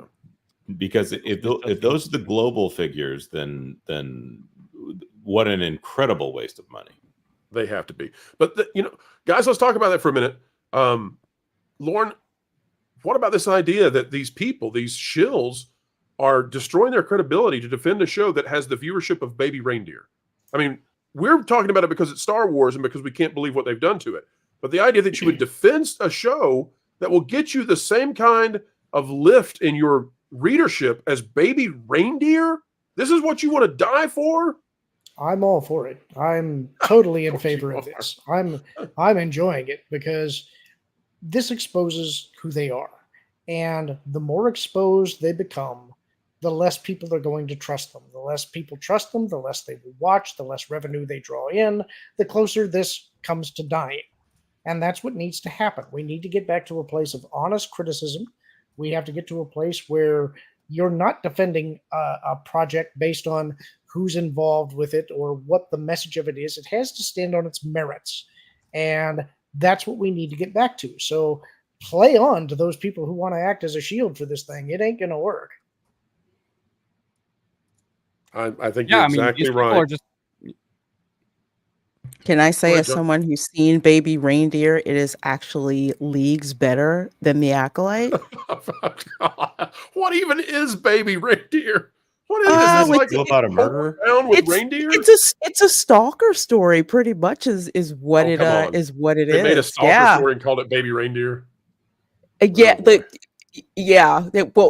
has to do with the crazy stalker that's in it, but it's basically a Lifetime movie that's on Netflix, and you know how people love their Lifetime crazy flicks. So yeah. Oh, is Baby Reindeer the slasher? Is that she's a stalker. She calls the object of her stalking, says basically he's cute. He's like a baby reindeer. Rudolph, the Reckoning. I'd watch it over this. Jonas, it's time though. Let's hit super chats. We don't want to leave those waiting. And then, folks, we've got more analysis of the Acolyte episode 4 and where we think this show is going. Lauren, be thinking about it. We got to know where you believe Leslie Headland and Dave Filoni are going to take this. I'm sure we're going back to a cauldron. But Jonas, before that, super chats. SFX Sabretooth Raptor for $2. Mexican Iron Man teaching any sub better watch. That's right. Mark Schneider for $5. The Sith is Carrie Ann Moss. No, she died. I think she died. I don't know. It's hard to keep track of who's dead and who's not because wait a sometimes minute, they wait a come minute. back. Hold on a second. It uses the force push, and she was all about force foo, and she does it does. Do you think? No, she doesn't do force foo. She has a lightsaber. Yeah, you're right. She does all the force foo first, though, before she pulls the lightsaber, and so you But get the witches might resurrect. Oh, the lightsaber is only used to when you're going to kill someone, or for flashlights. Unless it's used as a flashlight. You guys are right. It's not Trinity. She'll be resurrected by more witches though at some point. It's going to be whatever that person from the UK that. Anyways, whatever. I don't want to spoil that one for anybody. She'll be resurrected with the parts of Darth Maul's lower half. Oh wait, he dies 100 years or 200 years in the future. Doesn't matter. Break the canon. We don't care. Terrence Mack for $5 Canadian. You say there's another Spaceballs movie in production, but what room is left for parody after The Power of Many? I don't know what they can do to make fun of it anymore. I think that's a great comment. I mean, this is Spaceballs. We are watching Spaceballs. Let's not forget that Josh Gad shilled real hard for the sequel trilogy, too. That is very true. He was constantly posting on social media about his new best friend, Daisy Ridley. Oh, he's a Jerry RN. Yes, he is. He's willed projects into existence through his social media. Jerry RN for $1.99. If they make Spaceballs 2, who will watch it? Probably Max Brooks. Listen, if it doesn't have Rick Moranis, and Rick Moranis hasn't come back into doing a film in forever, no Rick Moranis, it's not Spaceballs. Don't ask me to watch it. Sorry. Cameron Marlowe for $1.99. Acolyte is Spaceballs 2. The problem is Acolyte isn't even funny. Okay, did you guys point out the fact that there's this weird tonal shift in the start of this episode where they're trying to make jokes? All of a sudden, they have what seems like an attempt at lighthearted humor. I mean, the tonal shift to me was that I felt like we were wandering through the southern areas of World of Warcraft. I thought we were going to the troll area. It didn't look like Star Wars, but yes, I got the tonal shift in many ways. I've never seen somewhere in Star Wars that looks so Earth-like. I hope next episode we go to somewhere that looks like modern day Los Angeles, and they've just CGI'd over the green street signs. Totally not the USA. That would be great. And maybe they could save a whale. Butterbiscuit 92 for $5. Jonas, don't you wish you had watched Haikyuu instead tonight? I'm so over Star Wars since Gina got axed. I don't care about the original trilogy anymore, yet manga never lets me down. Yeah, I would rather have watched Haikyuu tonight. This is getting to the point where it's not much fun to watch these. The only thing that I have at this point is picking it apart and trying to find something interesting, which is why I clinged on to the idea that, the bug thing was cool. Because you have to find something. No, I don't know. There was really major stuff like this, Jonas. I mean, this was a big deal, right? We can't play the audio, but folks, it's right there. Oh, is this? Yeah, you found it from Gary. And who's this girl's barber? Is it Dwight from The Office? I did notice they changed the haircuts. Did you notice that May has some longer strings now? Yep, she's really gotten evil. She's not got a haircut on braids. I'm also going to point out that her barber. Everyone has a ridiculous haircut in this show. Every single person. There's not one normal 70s haircut or anything. It's fine. No, he's got he looks like an old lesbian. Lauren, can you tell us Exposition Sponge on the left? What species is this that is pale skinned with Dwight Schrute hair and orange makeup? What species has that? Well, Leslie Headland's favorite. I mean, it could be a Zabrak with really weird horn patterns. The skin color looks quite a bit like a rat attack, so maybe it's a hybrid Iridonian or Zabrak and rat attack. I can't tell you for sure. I think she's probably a metapod or perhaps a Beedrill. Oh, well played, Jonas. Well played. The Mothra was the bug that got zapped, or whatever. What's the Venomoth? The Venomoth. Folks, I got to play it after that reference. I'm sorry, Jonas.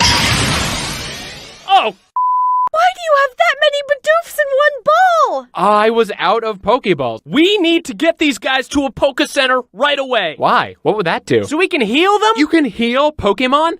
Oh, wow, I've just been throwing them away. You are a dumb monster.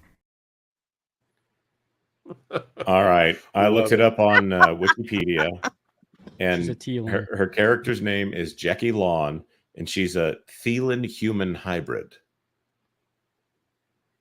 Okay. Teal'c is Leslie Headland's favorite Star Wars race. Are you serious? Is that a real fact, or is that? Oh, I watch all these interviews. Come on, man. I know this stuff. Yes, that's true. It's true. You do. Cameron Marlowe for 199. My Schwartz is bigger than your thread, Leslie. You.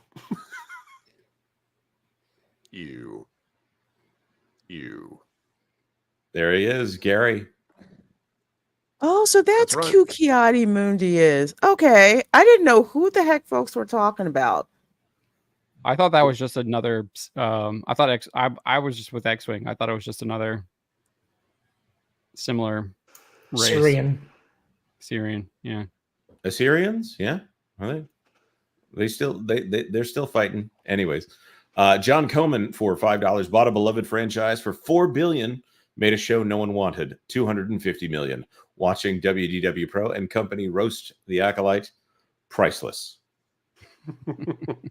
Absolutely. And let me show you guys this, because this is about the time when I thought, I'm not watching Star Wars anymore. I am literally watching something out of Middle Earth. I am watching a fantasy How show. dare you? How dare you Exactly. compare this to J.R.R. Tolkien's Lord of the Rings? How dare you? No. This is like the second part of The Hobbit, the ill-fated Peter Jackson films that were not given the time and care they were should have been afforded. The worst parts of those, the trolls. Remember the 3D troll river flowing?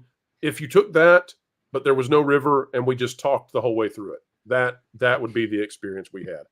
Let me bring in someone who has suffered through the Acolyte before, and will probably do so again. Marvin, the Movie Monster, is here with us. Marvin, welcome aboard, sir. Marvin,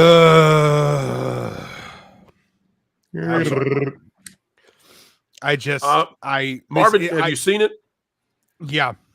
Okay, Marvin. My question I've asked every single panelist, you got to give the answer as well. Mhm. I say this was the worst episode. I say that episode 3 destroyed canon.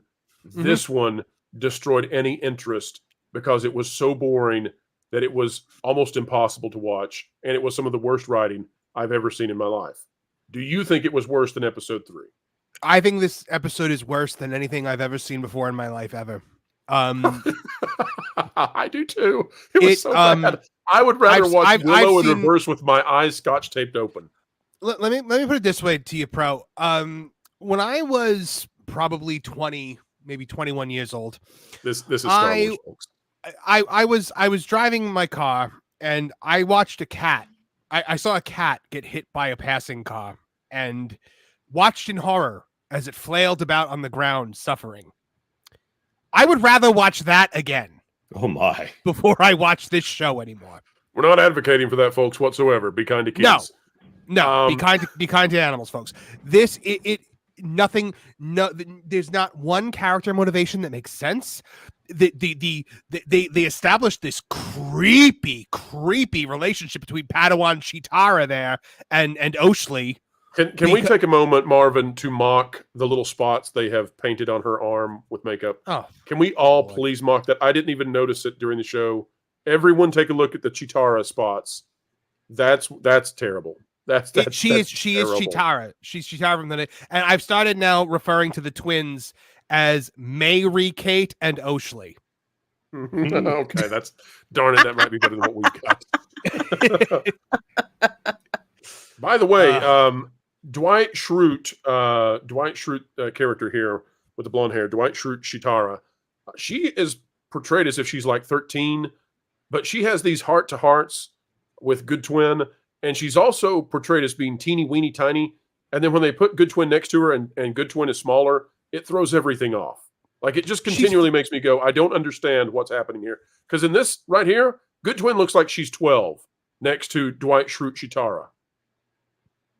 Oh, I mean, she's flirting with her. Yeah. This Did anyone else catch that? Yeah, I all of Go a ahead. sudden, Yeah, they're I like did. They're sisters or they're best friends, or maybe they're doing a romance thing because Leslie Headland only has one note and she wants to play it over and over again. Well, I'm confused. Isn't Dwight Schrute Chitara supposed to be like 13? Yes. Okay, so how is she having a relationship or being flirted with by Good Twin, who should be like a battle-hardened 24-year-old, except in this scene here, she looks like she's 12. What the heck is going on in this terribly written show? It's created by Leslie Headland. That's all you have to know. So, Marvin, I don't you even say know this whose is the worst thing Padawan you've she ever is, seen. though. Whose Padawan is she? She's Soul's Padawan. Oh, she's Are you Soul's? sure? Okay. Yeah, Because no, I'm positive. In the first remember episode, What she's- does Soul have? Remember, Yord had a Padawan, and we've never seen her since that first episode. Yes, Yod had a Padawan that outlived her With the big usefulness, ears. but she is 100% Soul's Padawan. Because remember, she berates Soul in the first episode because she's like, "Why do you keep looking at old hollows of your Padawan? That's not good. That's not what we're taught, and I have to lecture you because I'm a girl and you're a boy, and this is Star Wars." And Yours put your is shirt the one on. that you're all saying is completely inept, right? He's Flashlight Boy. And he's got a Padawan? Yes. Got a Padawan. No. Everybody gets a He Padawan. did You for get a one- He's Padawan, supposed she to be gets a the Padawan, they get a straight-laced Padawan. Everybody gets a Padawan. Actually, He did for one episode. And Yeah, when like, he- for show. Again. you know, I was recording with someone earlier today about this show, and I used a particular word to describe Yord, and then I was told that word, though accurate, might be considered an insensitive term. When you have a character who has intentionally made the butt of every joke, he's referred to as a butt monkey. That's nicer than what I would call him, but That's the only thing that Yord does at this point. And Yord is there to be your. He is the guy in the varsity jacket on the campus who is the meathead jock, overachiever who is wrong about everything. He's there to be wrong. Yeah. He's there. he's to just be a pretty wrong about face. That's all. By he the is. He's way, just a pretty face. For those in the With audience, ugly the hair. 90+% of you who did not watch this because you have better sense than we do, we continue to try to put these kinds of images on the screen so that you can understand what we suffered through. And I mean suffered. This is terrible. This is really Dollar bad. Store Rocket Raccoon, who was sprayed by water by the droid and then sniffed out either a dead, not Chewbacca, or a bad twin. We don't know exactly what he was sniffing, but he was sniffing hard, and he took off through Central America and found bad twin at some point, and then he let out a screech that everyone could hear. But he's really hard to find when he gets away from it. There are multiple screeches, and different people come at different times. Well, He's kind of screeching like, what Invasion of the Body Snatchers. That's what it kind of reminded me of, but not as. But cool. they is very cute, Lorena. They is very cute. What? They But is when- look at they down there. They is just so theyful. He's a theyful. They is guy. really ugly, and no, when I they would let out the be to scream, beg me. when they let out the scream, it's still light out from what I remember. And then by the time the people who are close enough to hear the scream arrive, it's now nighttime.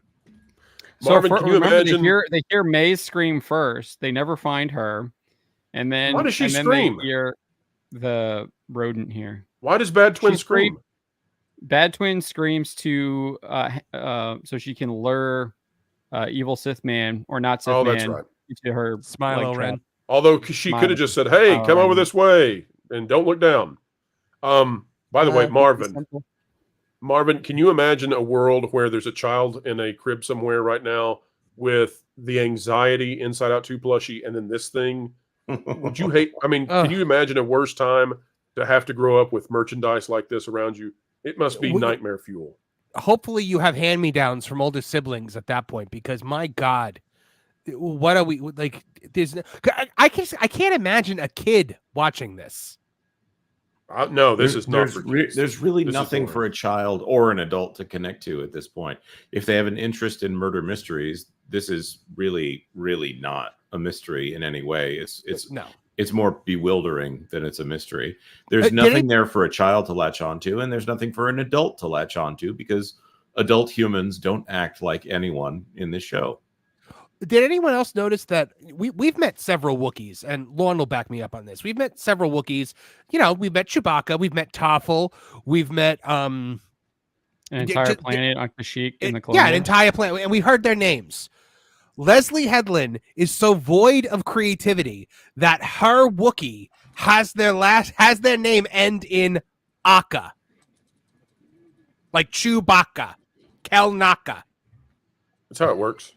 No other Wookiee No, has ever had their name end in Aka, as far as I know. Pro, I can only should we assume call that him you are not Notbaka? looking at the private chat, Pro, because we've got a guest waiting to join the panel. Oh, let's bring him on, folks, and we'll do our normal thing here. Let's find out who it is. Who could that be? Let's go see, boys and girls.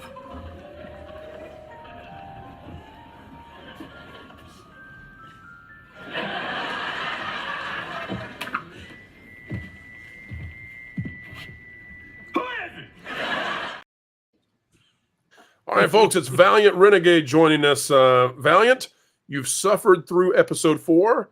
Marvin says it's the worst thing he's ever watched in his life. I found it to be absolutely atrocious, worse than episode 3. Did not destroy canon, but I've never seen anything so boring and so mind-numbingly stupid. Share with us your thoughts about how it could possibly get worse than this. Well, face says it all.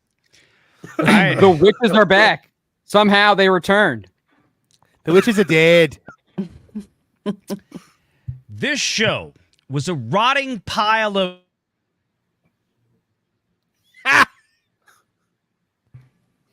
I feel like we're in that and Chevy a Chase side part of of mayonnaise and fried wontons. I don't know what I just watched.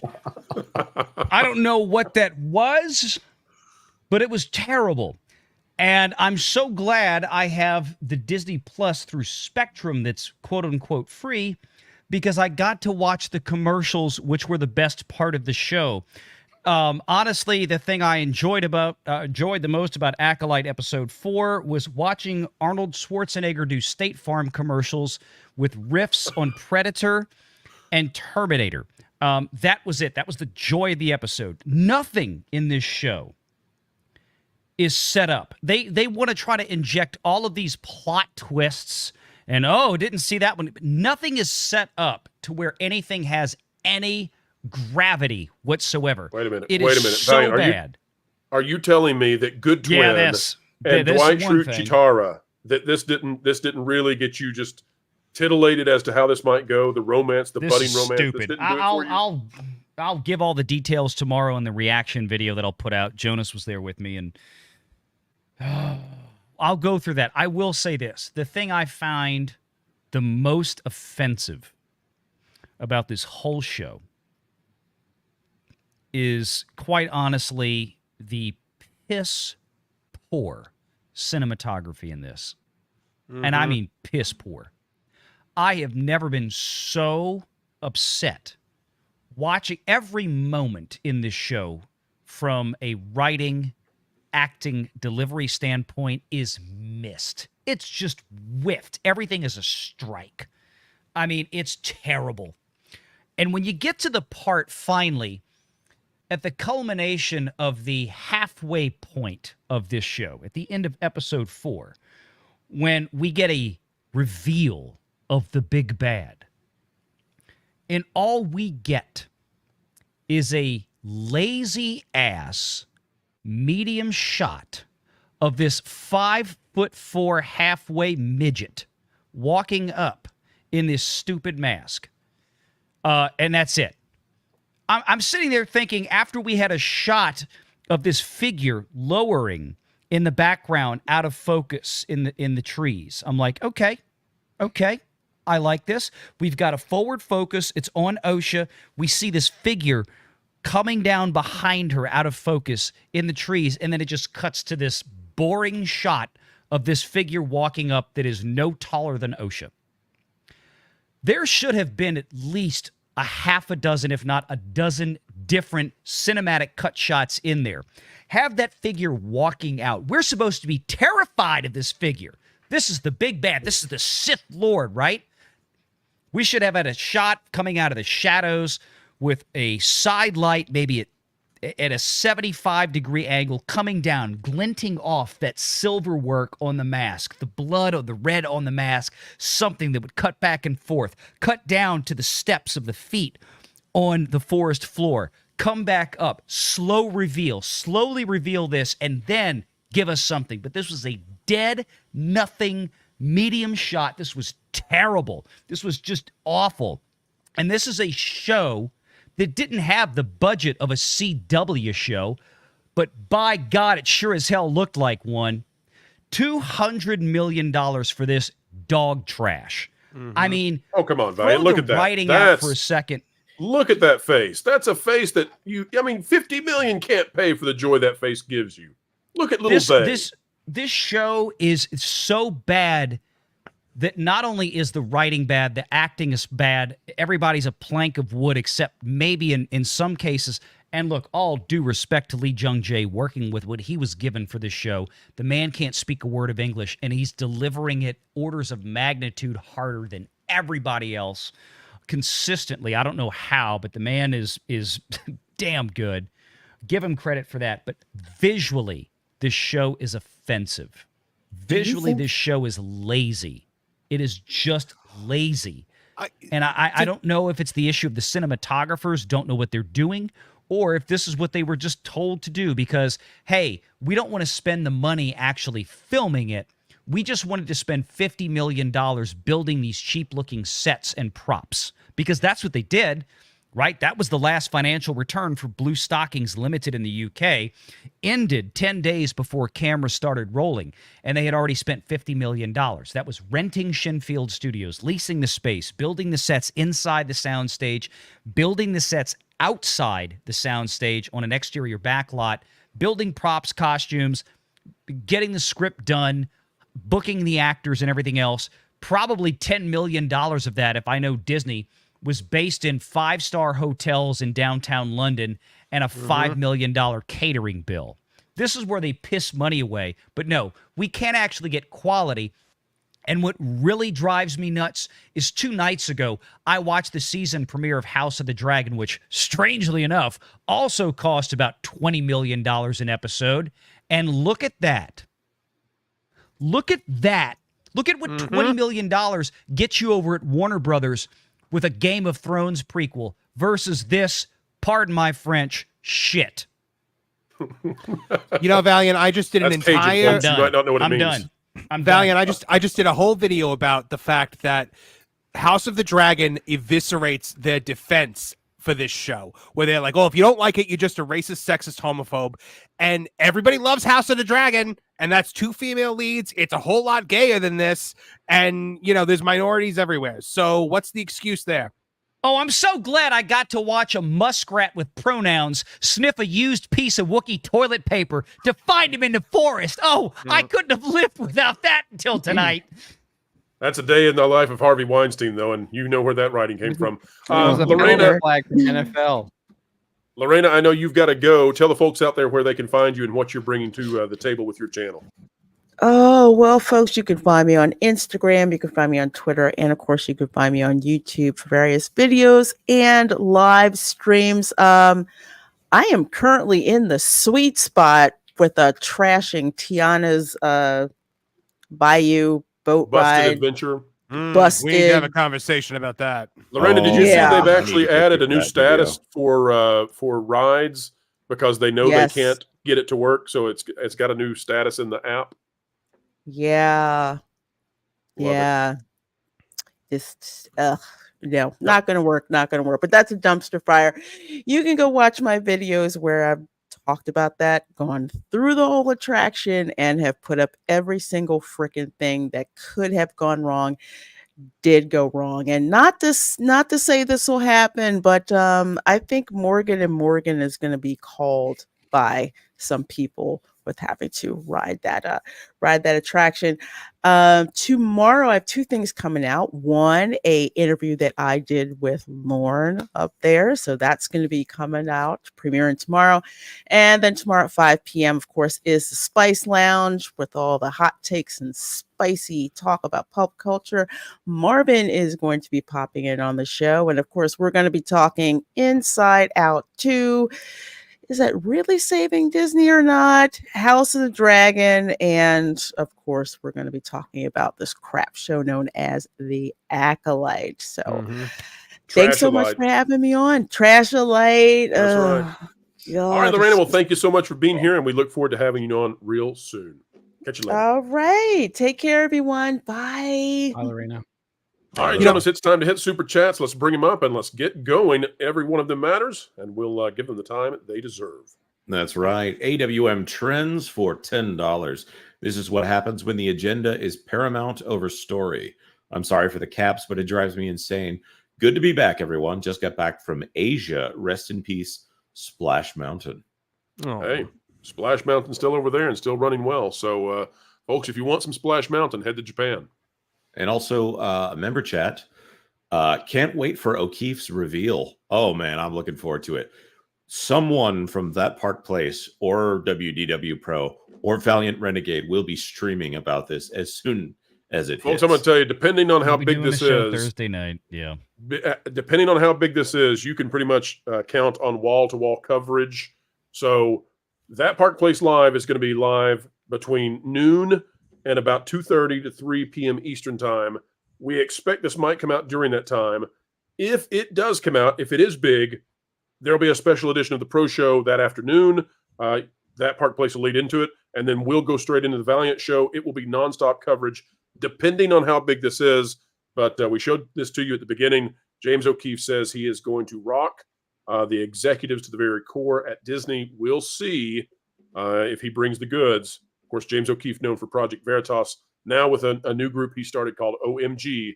We'll see if Disney is saying OMG come Thursday. That's right. Ritasaurus, member for 9. This is like watching the Lions back in the 2000s. Is that the Detroit Lions? I believe they mean the Detroit Lions, yeah. It's like watching The Waterboy, but Adam Sandler never shows up.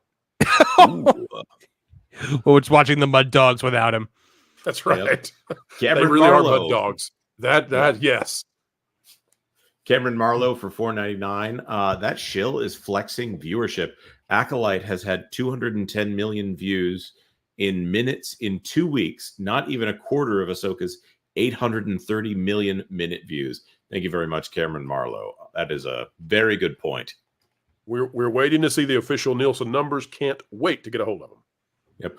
Brian Tellish for 5. If Disney was strategic, they just stopped talking Acolyte and focus their press on the success of Inside Out 2. They're so committed to the message.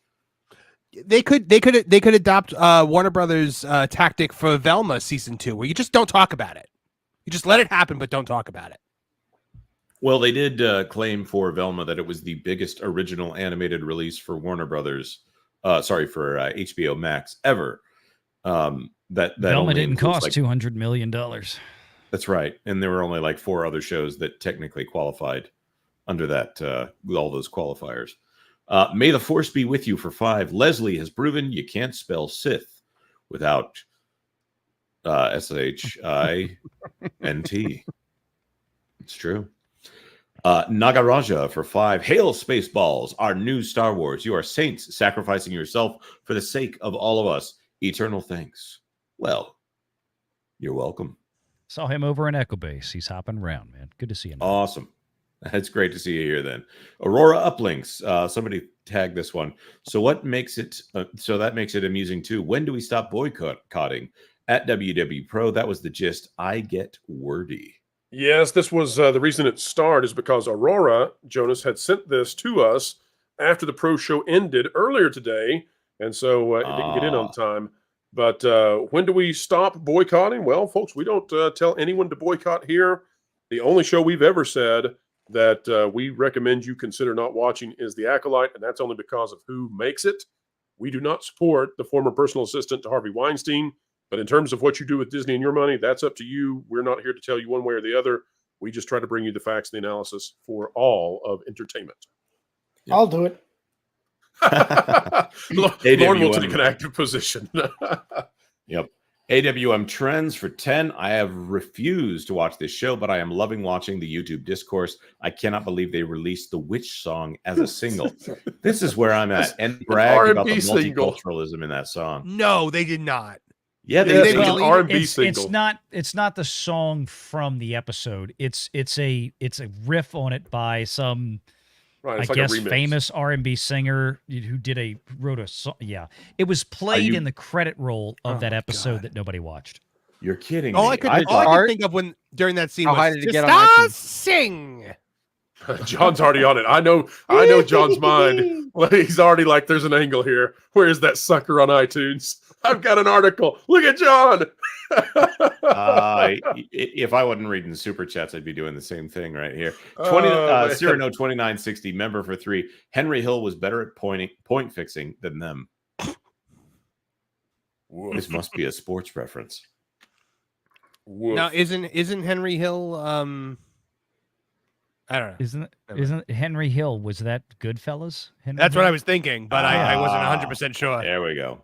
Yeah, Henry. That's what I think we're talking about. Yeah. Because he was fixing sports betting games and stuff. Yeah, at the beginning of Goodfellas. By the way, guys, Ray Liotta. Yeah, speaking Ray Liotta. of sports, just a quick notice, sort of out of our wheelhouse, but definitely historically important.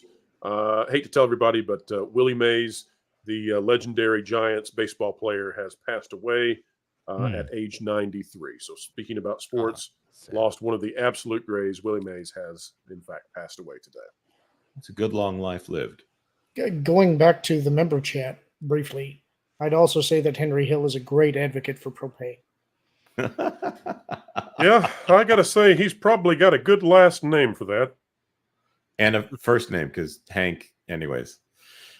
AMW Trends for 10. Another mind-blowing fact that they burned $180 million on this. Imagine what Disney could have done with all the money that they've literally burned over the last few years on this garbage. Well, they've pretty much tanked the parks in service of Disney Plus, and Disney Plus is now being beaten, if not matched, then beaten by Tubi, which costs $440 million, and they probably have ad share deals, so probably not paying too much for that content either. Hey, Valiant, what's the chances that they actually maintained the 180 budget on this and didn't go over? What's the track record say about that? 0. Okay. And it could be 180 million pounds, which would that's exactly what I speculated on when that story first broke. Is that I don't believe this. With $50 million US spent in pre-production, before they filmed a single thing, before a single piece of post-production and editing was done, I just don't buy it. I think, if anything, it was 180 million pounds, and that might have been net of the tax credits, which would be about 225 to 230 million US dollars as of right now with the Great British Pound to US dollar exchange rates. And we won't know how much this thing actually costs, I'm going to say, until around March of next year. At least. It might be this time next year before we really get the whole ball of wax. Maybe even longer. And everyone will have forgotten about this show by then, for sure. Yep. Simon Tupper for 5 Canadian. If they do a TV show adaptation of the comics about Darth Vader establishing the Empire, will you watch it? Yeah, I would. Those comics are good.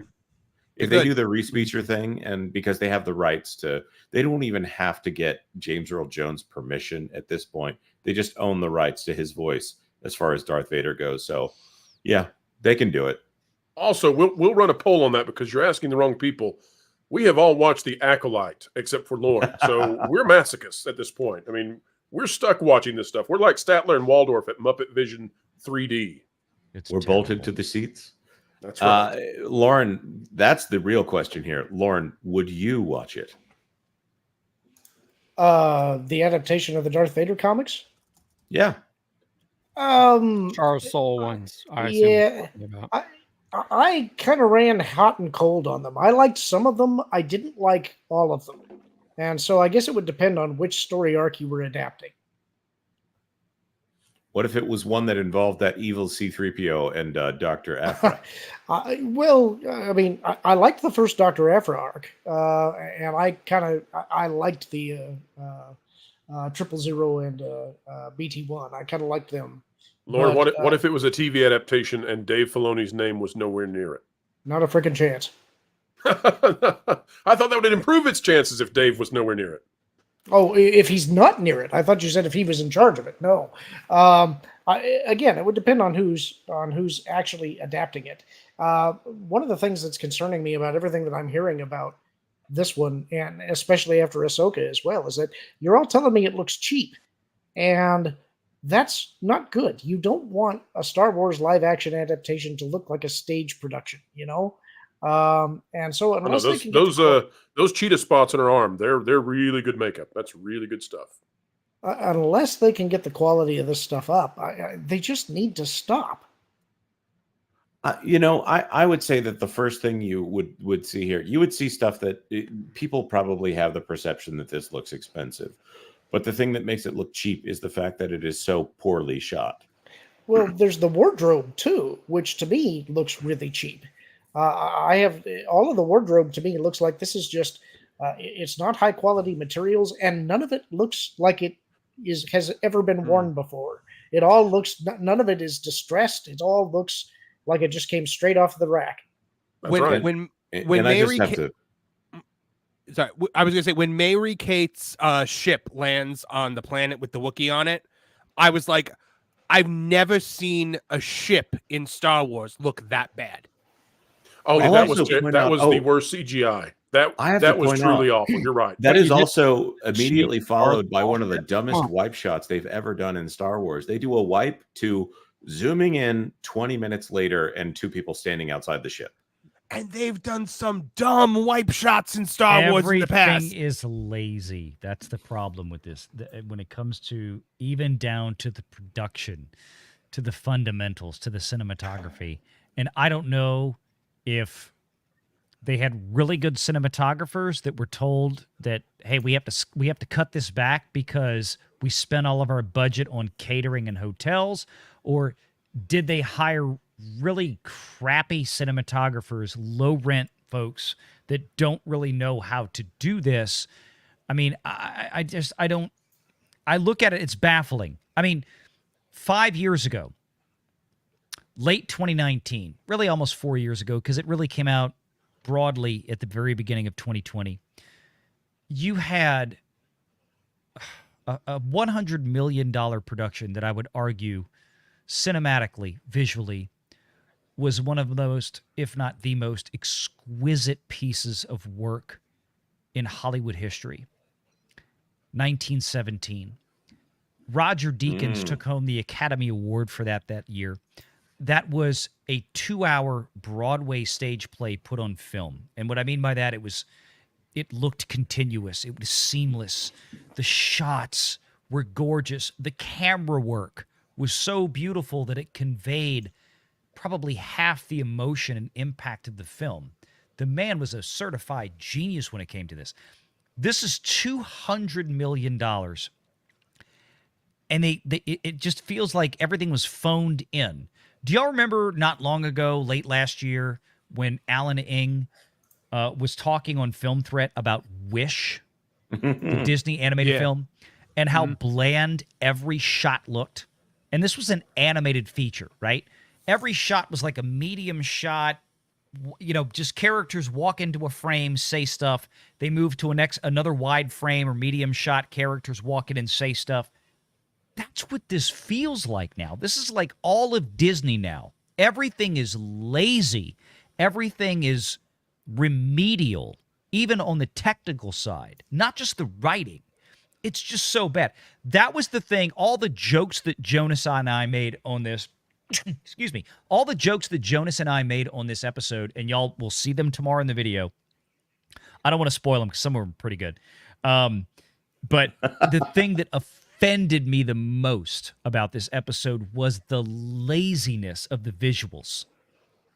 Just every moment gets missed, not just in the writing, not in the character development, or not just in the character development, but even down to the technical aspects of visually shooting this show is freaking lazy. I even made a joke in there at one point that they didn't know what to do or how to do it so badly, they just started grabbing stuff from Peter Jackson.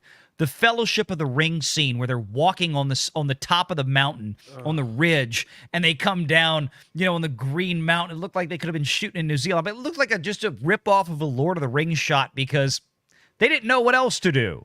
Can I ask Lorne a question real quick based on what we're seeing, Valiant? Yeah. Lorne, do Star Wars characters typically just float around like Marvel superheroes? Typically, no. It's not unique though. That has been done before. So it's I wouldn't call it that egregious. I'll also point out that there's half a dozen Jedi watching at this point. And not saying a word. Not like, they do hey, get out of the way. There's a floaty bad guy behind you. Okay, here's the point. This is it. This is the scene that offended the crap out of me right here, visually. Because I'm a camera guy. Those of you who know me, watch my channel, and know all my ins and outs with this kind of stuff. I'm a big camera dude. I've been a photographer on the side for many decades. I love doing video work. I love cinematography. I'm a student of it. And I adore it. Yeah, this was an issue because Soul even turns around before the shot like he knows something's coming, but he still doesn't move. The Jedi do nothing until they see a red lightsaber. And Osha's like, 10 yards, 20 yards away from him? They're like, okay, we're going to watch this happen. But visually, let's start here. This is a really good establishing shot, okay? We've got Osha in the foreground. We've got a front focus on the lens right on her face. We see an out-of-focus dark figure descending from the top of the frame down. There's this ominous appeal to this. This was good. I got my hopes up here. Oh, are we going to really see like some serious work here, some technical work, and then it just died. They went from this instead of what this shot should have been cinematically. If you had a good cinematographer here and you had good direction, they should have gone from this to a bunch of small shots, like I said earlier, with a close-up of that mask, light glinting from a high angle off that silver work on the mask, the teeth with Smilo Ren. Give me some shots of like some of that red blood-looking makeup that's on the mask. Give me some shots of the feet stepping on the forest floor, coming up, and then rise the camera angle in. Build the tension to reveal the villain, but what we got was just this dull, boring cut to another wish shot of this medium 50, this medium angle wide shot of just this person walking up and then walks up to Osha. The whole time you're looking at this going, whoever this villain is shorter than this chick. Yeah. I'm like, there's nothing intimidating. There's nothing menacing. Imposing. Everything, it's just like everything else in this show. Every moment of tension that is written into this show is instantly killed seconds later by either bad writing decisions or crappy camera work. We're about to lose Lauren, 5'2" woman. I need to bring this up before I bring up a super chat here. But this is, thank you, John Trent, for providing this tweet. Why was the makeup in SFX for Key Adamundi so much better 20 years ago? The Acolyte had a $180 million budget. By the way, Thomas Pretentis for $2. Key Adamundi wasn't even alive at this time period. Also, it's okay. George Washington will be in the next episode. It doesn't matter, folks. We've already got Trinity in it. I like how he's purple now. Yeah, that's right. Here's where the plot thickens. JH for $5, they changed and then deleted Key Adamundi's age on the wiki in real time 10 minutes ago. They just watched it on Theory Stream. Unreal. Are you serious? Oh my god! No, on way. Wikipedia. On Wikipedia, yep. Hang on, I'm going there. Huh. Well, and you can look up the edit history on Wikipedia, unless the why does he look like the villain from the Green Lantern movie in this now? Yep. Guys, I really need to drop. Oh, Lauren, here, this is the one for you. SFX Sabretooth Raptor for 5. If Lorne was showrunner, head writer, and had complete control, I would watch any Star Wars he would produce.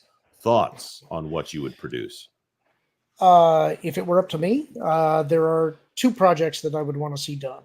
One is this would actually be a TV show, not a movie. I would rather see an episodic TV show that is X-Wing Rogue Squadron, and I would want to see a faithful adaptation of Stackpole's books with Rogue Squadron being involved in taking Coruscant after the destruction of the second Death Star.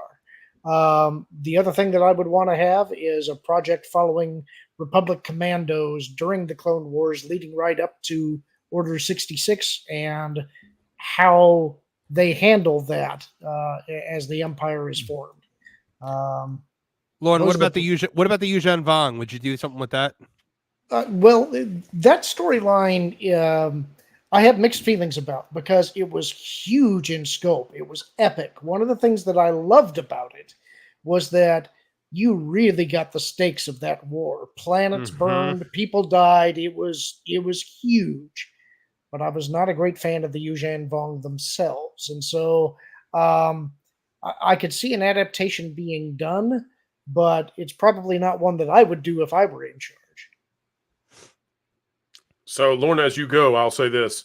We're currently looking at the history on this particular character's Wikipedia page, and there has been a flurry of activity constantly over the last little bit, and much of it seems to be around trying to correct the birth year, removed incorrect birth year, reverted edits, corrected birth year. You get the idea. Exactly correct. They are actively trying to retcon this character over on Wikipedia to help out the Acolyte, because apparently Leslie didn't study when this character exists, and neither did Dave, because none of it matters. Yeah, and we have new deals on Wikipedia, which clearly believes in all the ads they can possibly cram on a screen. Yeah, we actually were talking a little bit about his age in the chat. Somebody had asked me, how do I feel about that he appeared before he was actually born? That's actually the kind of edit that doesn't bother me so much, just because how many people are going to know that?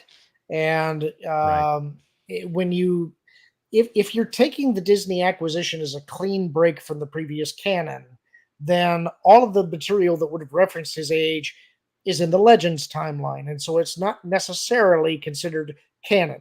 But that's only if you accept that Disney is canon. My argument about that why has would always you accept that? Right. That's the whole thing. My whole argument has been, if all it takes to be able to determine what the canon is simply purchasing the product, then nothing has any kind of permanence or meaning anyway, and nothing that George did matters either. My take is that the fandom has to buy into this. Now, if the fandom's going to raise a big deal about Ki-Adi-Mundi's age, I can certainly understand the impetus for doing so, because it's a change that didn't need to happen. This could have been any Syrian. The insulting thing about it to me is that you're just throwing it in there and calling him Ki-Adi-Mundi because you want the memberberry points for it.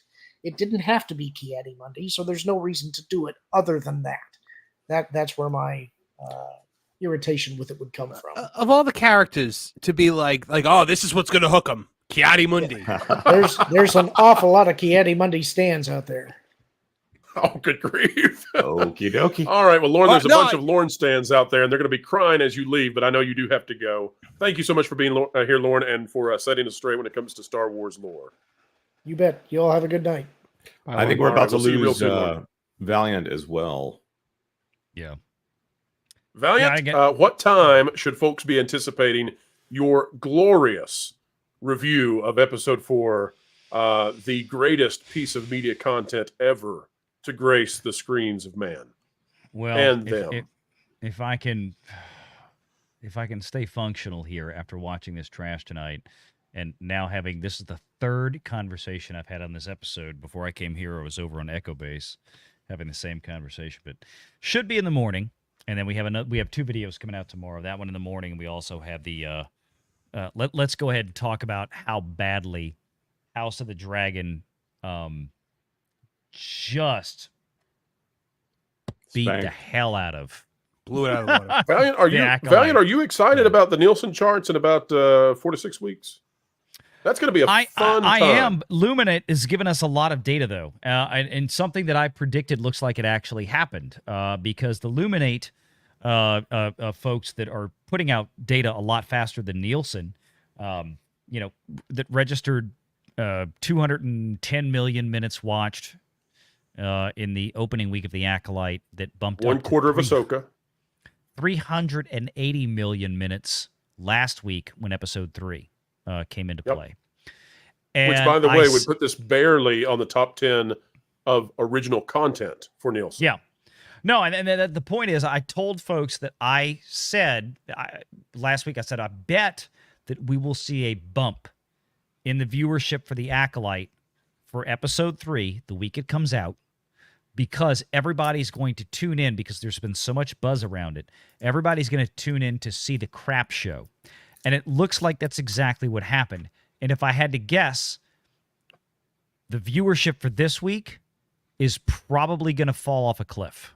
Valiant, have you ever heard of a show called Baby Reindeer? Do you know what Baby Reindeer is, the show? That sounds familiar. Okay, well, that's a recent show? It has similar ratings to what we anticipate the Acolyte will have. So yeah. Your response is what the general public's response is to the Acolyte. Nobody paid $4 billion to get Baby Reindeer. Exactly. Ooh. Exactly. Yeah. Well, Valiant, I can't wait to see your review in the morning. And you've been exactly right on these ratings. As we can see here, the Acolyte, according to Luminous, debuted with 1/4 of Ahsoka's ratings. So go ahead and die on that sword, Shills. Have fun with that. We'll continue to tell the truth. And the Acolyte for episode 3 still would barely make the top 10, not overall on Nielsen, but on original content only. So no, it'll be House fun of the covering this Dragon upcoming. buried this show. Buried it. Buried it. Easily. Absolutely. Easily. Yeah. And I mean, Valiant, we're talking. All you got to do 4 to then 5 is take the times. shovel and pat the ground. That's right. Oh, yeah, that's it. That's it. Valiant, we will catch you real soon. Yep. Thanks for having me. Appreciate it. We'll see y'all soon. Later, And Valiant. like I said, live show tomorrow night, regular Wednesday show Thursday. As soon as the O'Keefe stuff drops, we'll probably be doing a show on that. So y'all stay tuned. So, Valiant, have you seen the latest thing from O'Keefe that it's going to rock the Disney execs? Have you seen that? The post he made today on X. Mm-hmm. Yep. Yeah, that allegedly this is gonna hit the execs at Disney. That's I'm looking forward to I'm looking forward to all the coverage come Thursday.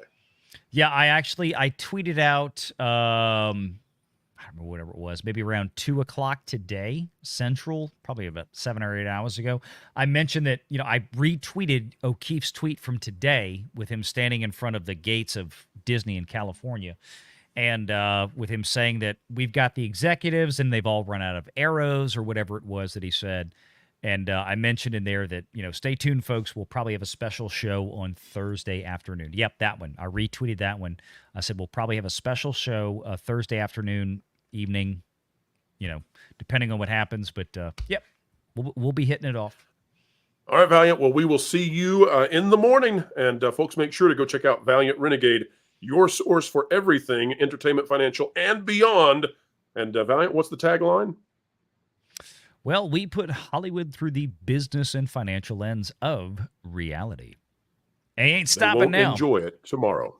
No. All right, Valiant. Thank you, sir. And folks, we have live coverage actually right now of the Disney C-suite as they're realizing what James O'Keefe has. Let's go to that right now. Kagemusha? Oh, dame yo. Hey! Good Lord! Name of all that's sacred? All right, Jonas, bring up those super chats. All right, we have to bring them up. First of all, I just need to say thank you very much. William Thompson gifted 20 WDW Pro memberships, and then he did it again. And then holy cow! Also sent in a $50 super chat.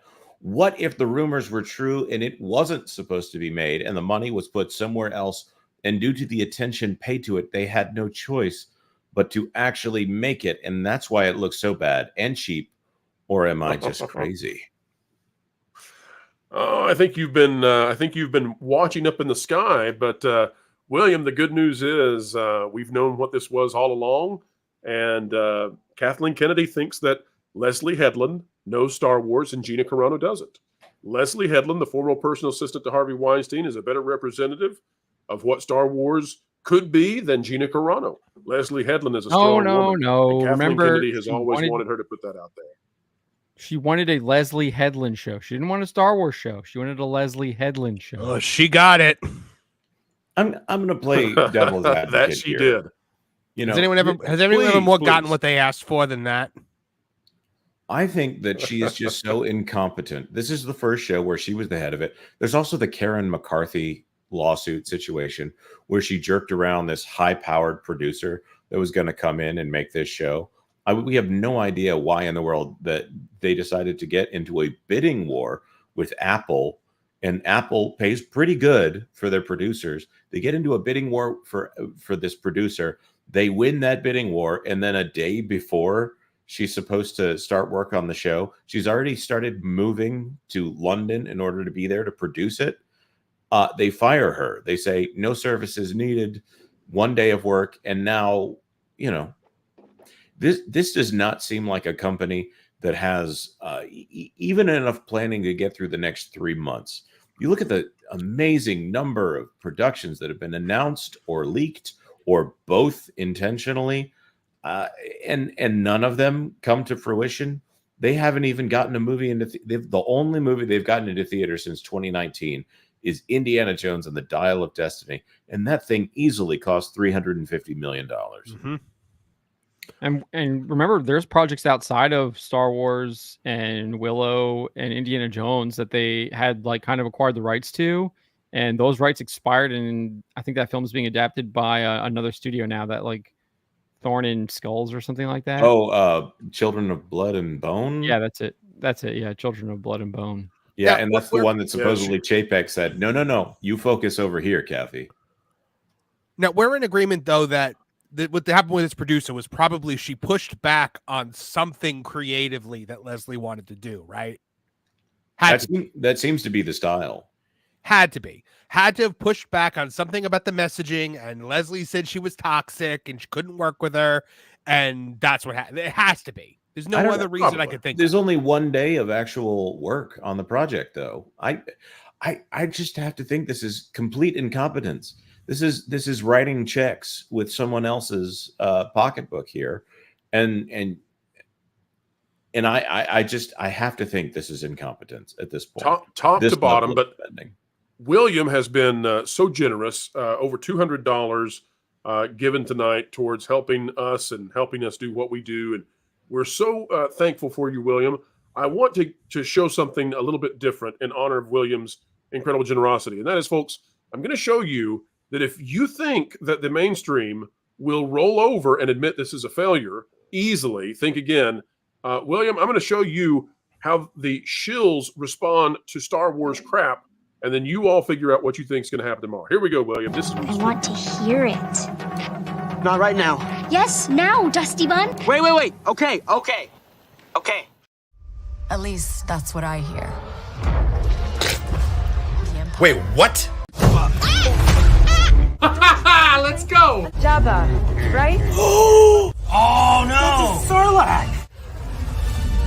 Star Wars Outlaws pre-order available now. Guys, this is one of, if not my most anticipated game of the year. Anything that's got me going pew, pew, pew, pew, pew, pew, you know, sign me up. I gotta say, the concept of this is enough for me to go, I might even pre-order this. The crab people shall finally reign supreme. Crap. Hey, my All right, impression so was that's pretty what good you can earlier, right? expect. That's very good. It was. Is that a Sarlacc? As if we haven't seen Sarlaccs in Jedi Fallen Order and pretty much everything. Oh my God, these people. You offer them a cupcake and a backpack, they'll do backflips. Sarlacc had its peak in Super Return of the Jedi for the SNES. Nolan Thunder, member for 9, had to record my new episode. Did I miss anything in episode 4? No, Nope. You really didn't. Nope. Are the activists going to start attacking the baby reindeer fandom now? I kid, but I think we need a channel called Baby Reindeer, better than Disney's Star Wars. Hey, I mean, here's a question. Marvin, take this question and your comment as well. What did we learn in this episode? We learned that Mary Kate still really likes Oshley, despite the fact that, she tried to kill her as a child. And is willing to just throw her entire life in the toilet over the fact that she's alive. So she wanted to kill her for 15 years, but in a second, she changed her mind. Yep. And that's the episode. Okay, we're there.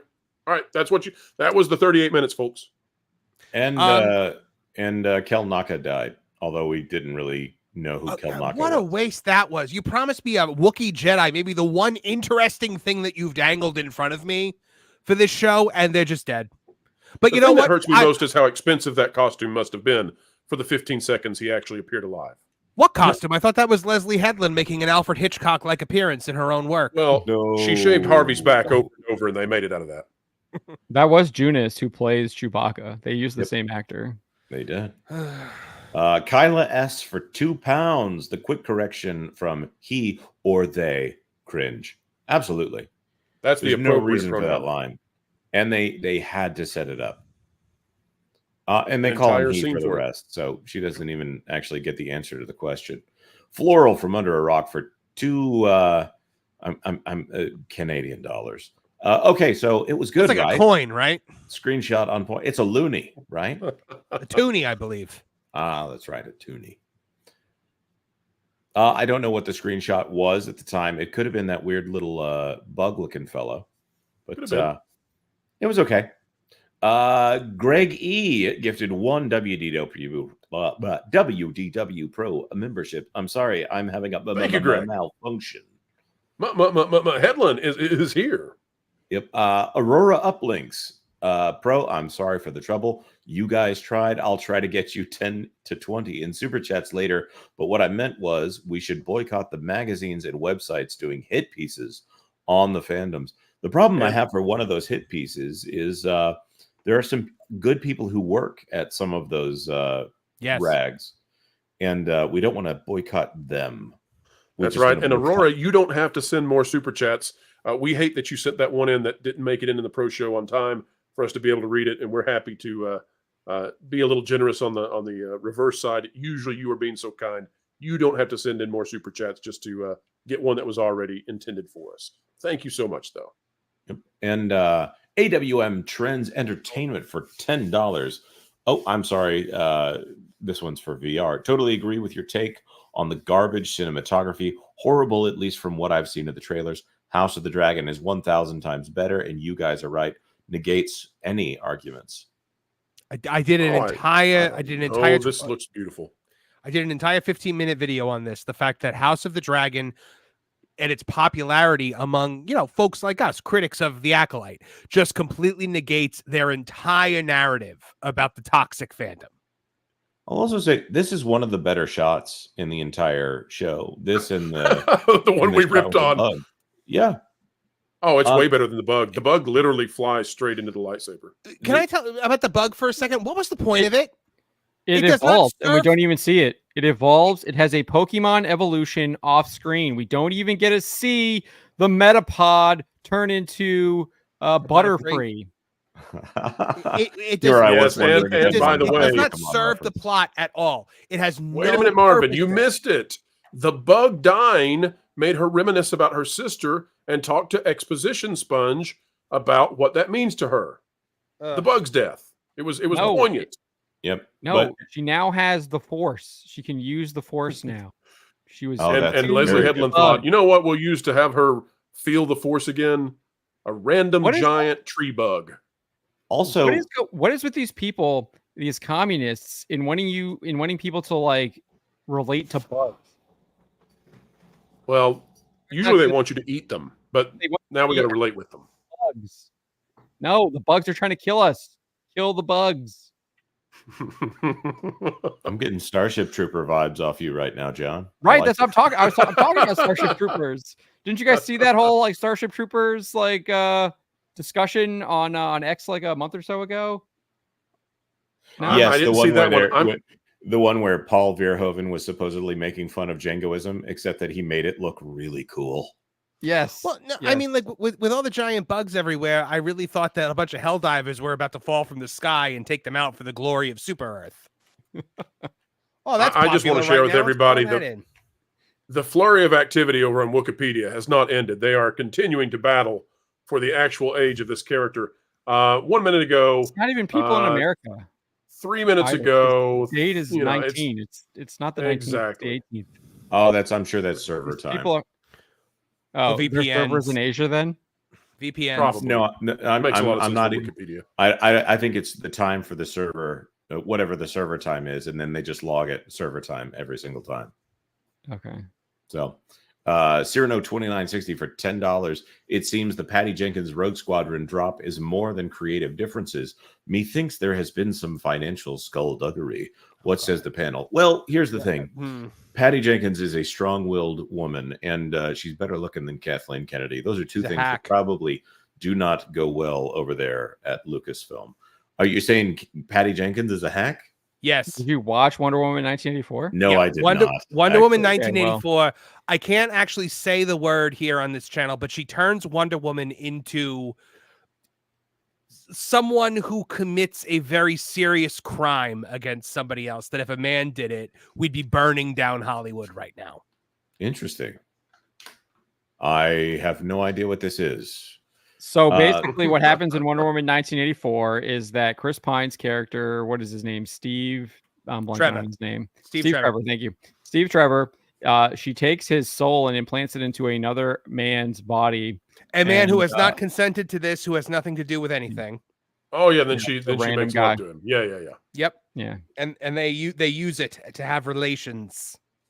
Interesting. That's normal. Yeah. What's more is, like, you didn't have to do it. At one point, the magic ridiculous rock makes a wall out of nothing. So Steve Trevor could have just been back to life. He didn't need to be in some random guy's body. It was the weirdest choice I've ever seen. The whole movie was terrible. Are we sure Leslie wasn't involved in that somehow? Pedro Pascal was, though. Lucasfilm does have a type, though. Toddzilla for wait, we didn't actually answer the question. And we think there's any skullduggery going on here. Oh, obviously. I mean, there's been rumors of financial impropriety with the Acolyte budget for a long time now, hasn't there? I think waste, incredible waste, has been something that's been mentioned consistently from a lot of reputable sources. So are they just having lobster for catering every day? Like, where did this money go?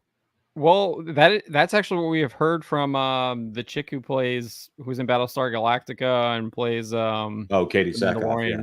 Katie Sackhoff, thank you. Yeah. Mm-hmm. She basically said that the entire catering budget on the Mandalorian was more expensive than the entire Battlestar Galactica show.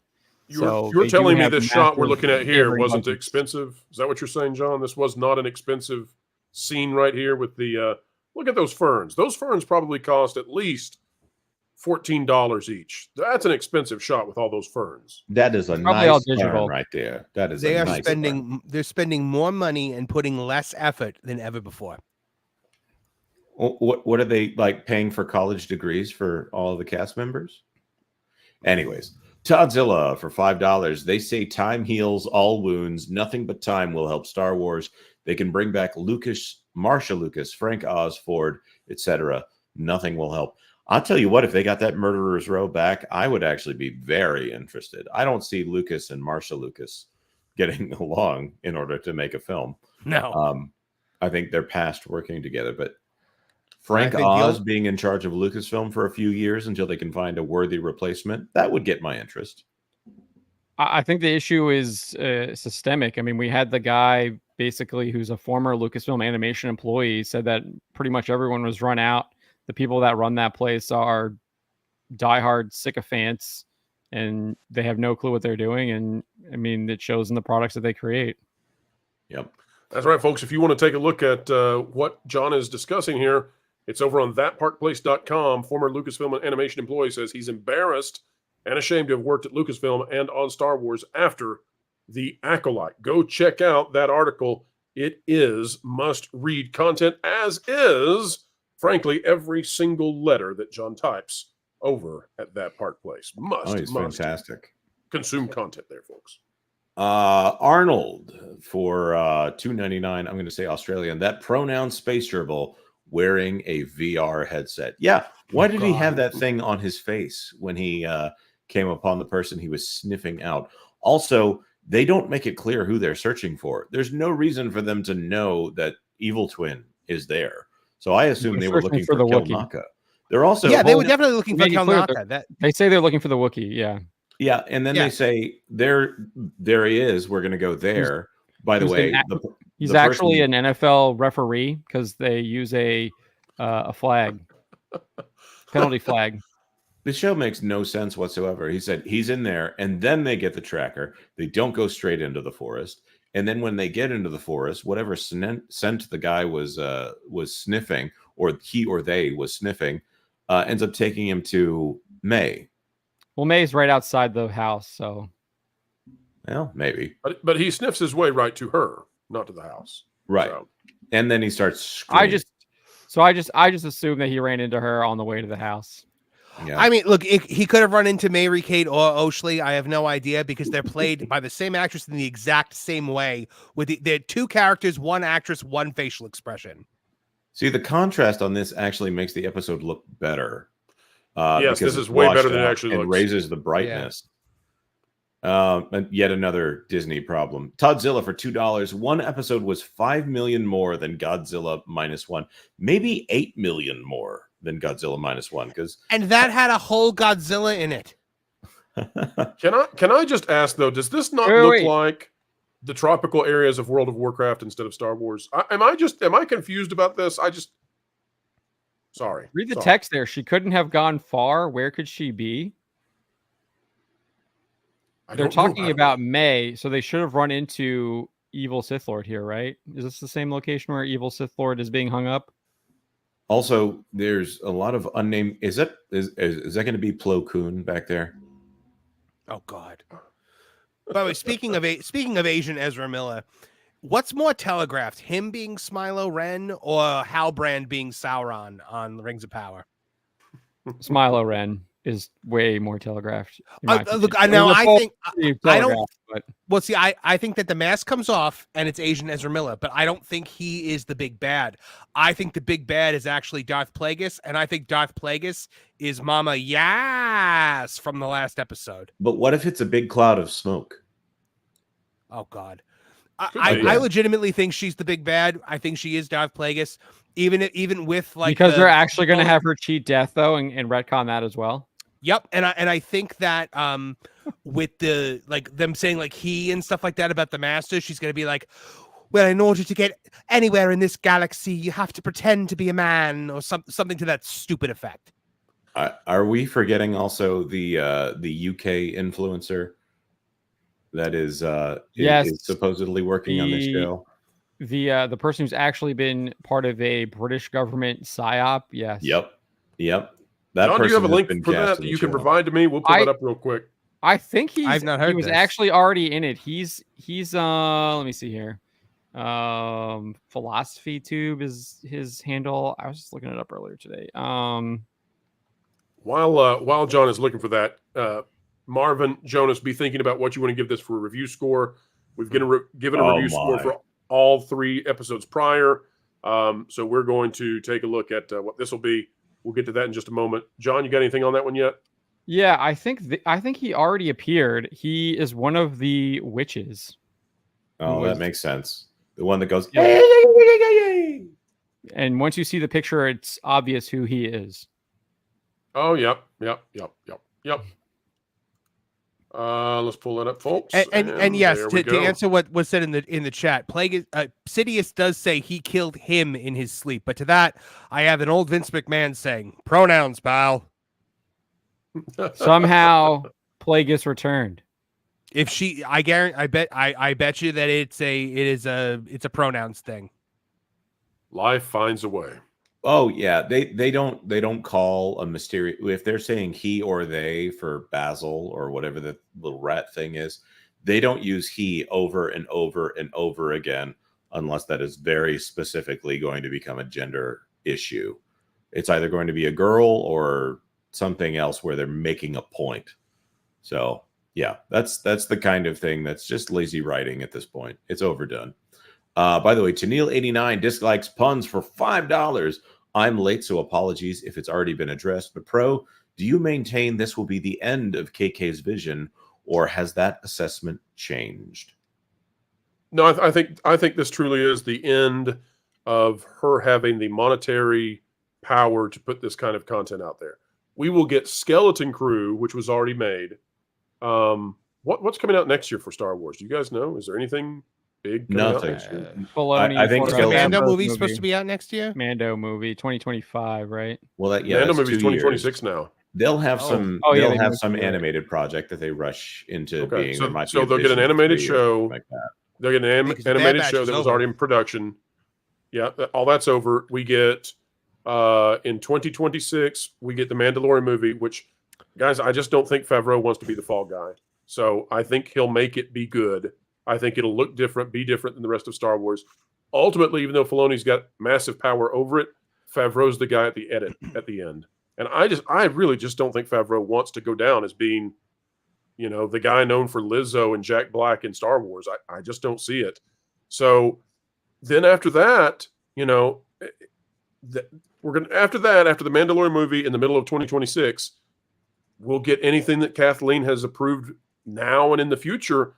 I don't think they're going to give her money. I mean, we'll get the Rey movie, maybe. The Rey movie is going through something really weird behind the scenes. We can't really discuss it yet because we're working on getting more stuff confirmed on it, but there's something bizarre going on with the Rey movie. So I'm kind of sticking to this. I mean, from a financial standpoint, I don't see how you can burn money. And let's put it this way. On Disney Plus, now the jig is kind of up. Now everybody's following the Nielsen numbers. So even that's getting damaging. But you put a Star Wars movie out at the box office that's not a Jon Favreau thing, it's going to get annihilated. You're talking about $200 million total box office. Mm-hmm. You're talking about $400 million loss. I mean, I think it's even gonna be with a bloodbath. Favreau, you might face that after Mando season 3.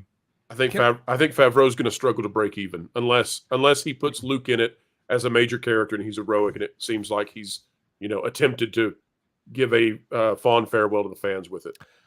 Can I ask you guys a question about Xander Hana says Andor season 2 is next year. Oh yeah, that's already shot. Oh yeah, yeah, it's already Can shot. I ask you guys a question about the Rey movie? What you think about it? Do you think that the deconstruction of the Jedi in this is to make it so that the Jedi were never good, the Jedi were never heroes, the Jedi were always bad, but now Rey can make them good? Oh right. Episode 100%. 10, A New Beginning, right? Mm-hmm. Kathleen Kennedy has confirmed this almost already. I mean, she's talked about this in multiple interviews where they're doing the James Mangold 10 Commandments movie. That's the beginning of the Force, and how that specifically does indeed tie into the Rey movie. I mean, she's made it very clear that how Rey is going to find this new Force, and it's going to be connecting to how it was in the very beginning. I 100%. You know, it's going to be the thread. It's Yeah. going to be the thread. It's going to be witchcraft. They're going to make witch Jedi. Oh, good. Yep. That'll fix Rey. I mean, what do they need to take this character? Which, by the way, I feel like I have to say this. I like Daisy Ridley. She seems like a charming actress. Yeah. But they've made this character more insufferable as time has gone on. They have somehow made Force Awakens, which I actually liked back in the day. I gave it a lot of grace back in the day, but they've just made her too powerful and too boring, and everyone praises her, and it just at some point when somebody says, no, everyone loves this person for so long and you don't see it, at some point it just starts to be annoying. And this character is just so annoying at this point. Imagine for a second at the end of The Force Awakens when Kylo is trying to pull the lightsaber, it flies past him and flies into the robot hand, and you just hear, I'm Luke Skywalker, I'm here to rescue you. Mm-hmm. Completely different movie. Completely different movie. That would be great, though. All right, I got to pull this. And one then you up. get it even if you have Han dying, you get an emotional mourning moment and stuff too, Yeah. and then he reunites with Leia, at the end. That's really good. AMW trends for $10. Got to run, guys. Hope you have fun. Have a fun time ripping on this show. I'll see you all on Thursday. Good to see you, AWM Trends. Thanks for what you do. Thanks right back to you. Absolutely. Thank you for being here. And we've got another one that just came in, Jonas. That's right. This is just a 1 pound super sticker. It is, I believe, the first super sticker, and it's just blank. It's a nice little blue one there. Thank you very much. I like it. It's got a balloon. And Elaine, thank you so much for gifting that to us. We really do appreciate it, and we appreciate your membership as well. Thank you so much, Elaine, and happy to see you with your first super sticker. Very, very kind. All right, guys, it's time now. We need to know what your numerical score, scale of 0 to 10. 0 is Garbage Pail Kids, Rainbow Bride and the Star Stealer, worst thing you've ever seen. 10 is Citizen Kane. 10 is The Godfather. 10 is a masterpiece. John, we'll start with you, and then we'll work our way around counterclockwise up to me. John, what do you give episode 4 for The Acolyte? And if you could, John, if you can remember this, tell the folks out there what you gave the first 3 episodes so that we can have a comparison. So I think I gave the first 2 episodes a 2 or a 3. I gave the third episode a 1 because they made something. It's like a star for a ball of Play-Doh when you ask them to just mold something. Well, you rolled it in a ball. Good job. So I'll probably give this one a 1 as well, just because I actually found something positive to like about this one. Was like the brief dialogue between Yord and Good Twin about her facing herself, and that's actually like why Soul brought her there. It seemed very Jedi-esque, and it was like the only thing that felt Star Wars in the entire show. All right, so let's get this straight. The first 2 you gave a 3. The third episode you gave a 1, and you're giving this one a 1, which means currently you have given this show a 1.3 on average out of 10. Yes. And you're not doing that to be a flamethrower or bombastic.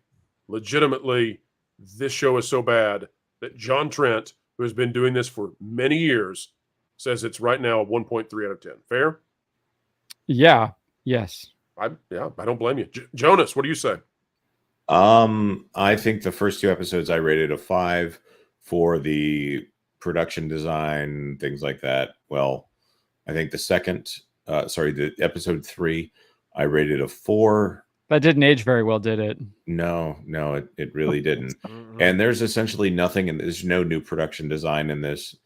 There's really nothing. So I'm going down to like a 3, and that's a very generous 3. So you're at a 3.5. What are the positives that give it a 3? Okay, maybe I need to make this even lower. Jonas, you're too kind. You're too kind. We'll come back to you and see if you've recalibrated. The music, and I don't know. I didn't even notice. I'm not at a 1 yet. It's so bland the entire way through. Like there's so many that below a 6 is already a failing grade, anyways. Marvin, what say you? So I wasn't with you guys for the first week, but if I were to rate the first 2 episodes, I would probably give it a 2. Just because each one had, there was something there, maybe so 1 and 1 makes 2. Last week I gave it a 0, and this week it is a solid 0.0. Oh wow, you gave it the absolute lowest. So yes, this is as bad as it gets, is what you're saying. Because look, I don't even care if it's bad. This was just boring. It was nothing. It was a void. Well, let me say this, Marvin. As we're getting ready to finish our review of this, I want to bring on someone new to the panel. Folks, please welcome to the Pro Show to finish out our comments on the Acolyte episode 4, Retro Nerd Girl. Retro, how are you? Very good, thank you. Thanks for inviting me. Absolutely. Retro, did you have a chance to see the Acolyte episode 4 yet? Yes, I did. Right just before this. My condolences. Yeah, thank you. All right, Retro. We're giving it a numerical score, 0 to 10. Where would you rate this? 0 is the worst thing you've ever seen in your life. 10 is the most grand movie you can imagine. Where do you put this one for episode 4? I would put it in a maybe 5 5.5, and I know that's really a little high, but I'll give it a 5.5. It's one of the better episodes, even though it's really, really boring. Retro, tell us what you liked about the episode, because this is fascinating. We're a bunch of dudes on here, and you may have some insight into this that we're not seeing in terms of what might drive some viewership of the Acolyte. So what are you liking in the episode? It's all the technical stuff to do with filmmaking that is like the base level for Star Wars. I mean, if you're talking about like what a Star Wars production should really have, it should really have a 7. Just at the base level. The story is just horrible. I mean, I don't want to like pile on, but it is really, really dense and boring, and the dialogue is just so bad. I hope that these actors, I've never seen them in anything else. Some of these people, and so I'm not sure if they're really bad actors, or if it's just the way the dialogue is set up and how they're being directed and how they're being edited. So those are just some things that really stand out to me. But otherwise, like as far as like a functioning narrative, it's really below what it should be. It should, especially Star Wars, it should be at a 7 at least. So Retro, you sound like Jonas. You have a similar review to him. Not a lot of positive, but I think you're both very kind on your numerical rating. I'm going to give my score here, and Retro, don't run away from the channel, okay? Don't be afraid, because I'm going to be very honest with this one. So for the first 2 episodes, I rated them a 3 out of 10. I found them to be kind of bland and dull, but at the same time, the music was good, and we had to give some credit to the people in charge of the lighting. The HDR was fantastic, and overall, this channel gave the first 2 episodes a 4 out of 10. Then the next episode came that retconned the Force, introduced lesbian witches, had Immaculate Conception, and sort of did away with Anakin's storyline, which is the central path for the entire first 6 films. And so we were pretty darn rough on that. I think I gave it a 1 out of 10, and ultimately it was scored a 1.5. This one, folks, I'm here to tell you, I just, it was like eating lukewarm, bland oatmeal. It was food, sort of, but there was no reason to have to endure this. We could have had the last 5 minutes, and you can cut the rest of the episode out. So my thought on this one is I'm going to give it a 1 out of 10. I could go lower. I could go to a 0.5. I could go to the 0 that Marvin gave it. I'm going to give it a 1 because it wasn't so painful that, I mean, I've seen some films that were actually literally painful. This wasn't there. There was a movie, for example, that I went and saw 7 or 8 years ago, and it was this movie out of Russia that they tried to make a first-person movie. And the entire movie, you guys might remember. Hardcore Henry. Gosh, that was awful. So Hardcore Henry, that would be worse than this. But that's the kind of stuff I have to remember back to go, what was worse? So somebody said The Room was a 0, but The Room still has entertainment value. But that's in so bad it's good. For me, this doesn't get to that area where the performances are so bad that you start laughing at them. They're just so flat. Like, people are saying things that if you said them, you would choke up and cry, or maybe there would be some sense behind them. But I mean, bless her heart, I think this actress has only done well. She's probably worked for competent directors in the past. Well, are you talking about Amandla? She did Hunger Games. Yeah, and she was in didn't she do one of these sitcoms for Disney? So Retro and Jonas, you both have lifted the score for this. We're gonna, because we've got the average here. You two have come in and helped out a little bit. You've lifted up. Marvin definitely pulled it down. The final score. I'm doing the Lord's work. Well said, Marvin. 2 out of 10 is our score with everybody combined for the Acolyte Episode 4 official review score, folks. That's it for 2 out of 10. Now we're going to get to the interesting part. And that is, folks, that from here on out, we are going to see episodes that the media was not allowed to see. One has to wonder what it is that caused Disney to say, you know, let's only show the media the first half. Because typically the way this works is in an 8-episode season, they'll show the first 6 and hold the last 2. They want to give the media as much as they can without revealing the finale. In this case, they gave them the first half.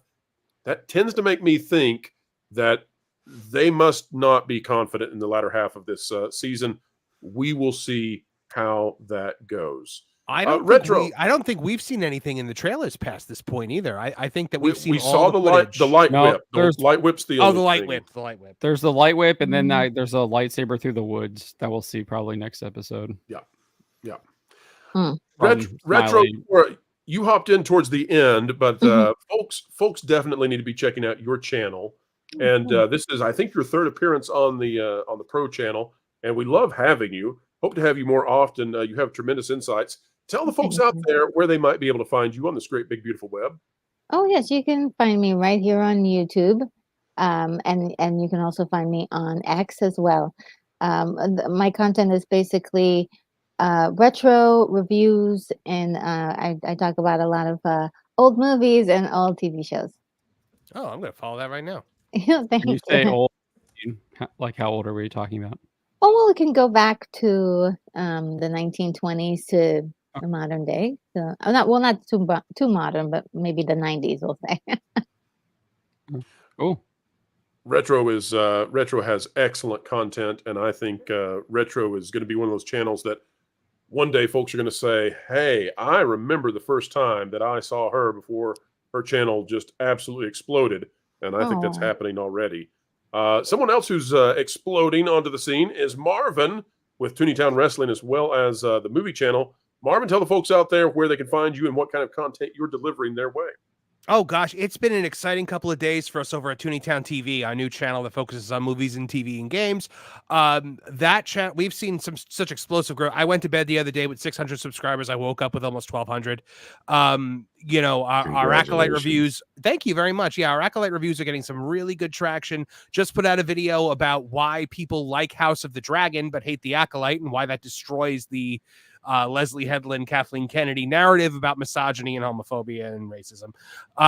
So that's over at Tooneytown TV. We also, if you're a pro wrestling fan, we got Tooneytown Wrestling, where we do comedic takes on the pro wrestling news. I'll be going live tomorrow. I'm going to be on Lorena Creole's Spice Lounge tomorrow evening. And then right after that at 8 p.m. over at Tooneytown TV and simulcast on Tooneytown Wrestling, we're going to be going live with Toonie Talk TV, movie TV live stream show. We'll be reviewing the Acolyte. We'll be talking about a lot of different stuff. So hopefully, you'll see some familiar faces there. Nolan's popped in the last couple of weeks. Martin's popped in the last couple of weeks. So we're at a Hangry Table popped in last week. It's going really, really well. We're really, really happy with everything. So yeah, check it out. Tooneytown Wrestling, Tooneytown TV, and at Movie Marvin on X, if you're so inclined. Fantastic. John, tell them about yourself. Yeah, so I'm the host of the Tron Report YouTube channel here, and basically kind of cover a lot of video game stuff, movies, TVs, from a critical perspective. And then I also have a stock car racing channel where I cover all kinds of different stock car, NASCAR, Super Dirt late models, Lucas Oil late models, Cars Tour, etc. And I'll also go and interview the drivers and stuff like that. Kind of did my first one this past Saturday at the local track, but hoping to do more of that in the future. There you go. And Jonas. I'm a father of 4 and I'm very tired. Jonas, read the super chats then. Let's go, man. All right. Cyrano2960 gifted 1 WDW Pro membership. Thank you very much, Cyrano2960. I hope that you were thanked as well by whoever received that membership. Ravina B for $10. Thank you guys for all the insights. Have any of you seen the Star Wars eulogy from Roger Maxson? I think it speaks to all Star Wars fans. #Monday wasn't born yet. We were just recommended this earlier today, so I have not had the chance to watch it yet. But we are on it. We will take a look at it. And don't forget, folks, that Film Thread is going to be having a Star Wars funeral in July, so watch out for that as well. Yep. Samuel Main gifted 1 WDW Pro membership. Thank you very much, Samuel Main. I always appreciate that you do that. It's very kind of you. Pocho Villa for 5. Are the witches' robes made from leftover Crown Royal Canadian whiskey purple felt like bags? Funny you mentioned that. I'm drinking Crown Royal right now to try to forget this episode. It's apple flavored though, so green bag. It shouldn't be too hard to forget this one. Not much happened. All right, and for $5, Bonesaw is ready. After watching the first, Bonesaw is ready. He's the cream of the crop, that Bonesaw. After watching the first 4 episodes, the only thing I'm convinced Headland can lead is unsuspecting naive girls to producers' hotel rooms, and maybe not so naive ones that want a movie career. Butter Biscuit for $5. Hope this late show doesn't last 3 hours every week over this terrible show. Holy cow, you're destroying your beauty sleep. LOL. Yeah, in the last super chat, we did see Oshley invite a 13-year-old to a bar with her, so you know. And Butter Biscuit, we know that biscuits, no matter what, always rise in the morning. Also, this one from Release the McCracken. I'm not the original discoverer of this, but I think it's funny. It's apparently a makeup line called Osha May. No way. Fascinating. Thank you, Release the McCracken, for that. And she's so untalented. It's insane. Oh, come on, Marvin. You know you're going to love the next episode's big side quest character, McDonald's. It's a great character. Pro, the only thing I love about this show is the dollar signs that I see with all the content that we can make from every episode of this show. I literally sit there writing my review in my head as I'm watching it, and like the jokes are just coming to me. As long as we don't lose money, we're making more than them. Andrew McKinnon for 4,500 Chilean pesos. They say we are racist and a misogynist. I'm 42 and nobody cared when a black cool guy destroyed the Death Star. We loved Leia or Lieutenant Ripley from Alien. That's right. Lando deserved like at least 2 medals because that was an even bigger Death Star. What about his Mexican co-pilot, Nian Num? He was a space Mexican, but he was still a Mexican. The same people who are going to see Bad Boys and lifting it up at the box office are the same people ripping the Acolyte. Sorry. And you know what? We never heard Billy D. Williams or Samuel L. Jackson talk about being the first black guy in Star Wars, the first black Jedi. They were just good actors who brought good characters to life and became iconic for doing it. Hey, listen, we love good acting no matter where it comes from, who it comes from, and we're big supporters of quality. And we know that people of all backgrounds bring said quality. We also know that there are some people who simply cannot. And anything that Leslie Headland is involved in, the former personal assistant to Harvey Weinstein, should be suspect. All right, folks, we have come to the end yet again of another fantastic show of pure, unfiltered, unmitigated excellence. We hope you have had a great time. Now, Pro needs to ask a quick favor of all of you. As many of you know, we released Vacation Radio. It's original music content, 24/7 radio live streaming. Every single song except for 2 made by me. And folks, radio stations on YouTube, the way they work, YouTube gives you no help until you reach 4,000 watch hours. And then suddenly, YouTube wants all kinds of people to watch it. We're going to redirect to Vacation Radio in just a moment. If you all would be so kind to do this very unpainful thing, simply let your device, your computer, your TV, whatever, play Vacation Radio this evening. If just half of you do that, it will hit the full monetization metrics, and it will have surpassed that in less than 1 week. Folks, you've been so generous. We have more than 1,000 subscribers already on the channel in just 5 days, as well as other metrics that are necessary. Help us do that simply by not clicking anything. And in the morning, you can know we helped Pro, and we will be off and running on making more radio stations. And then eventually, the goal is to launch a full-blown studio next year, making short films. That is the goal.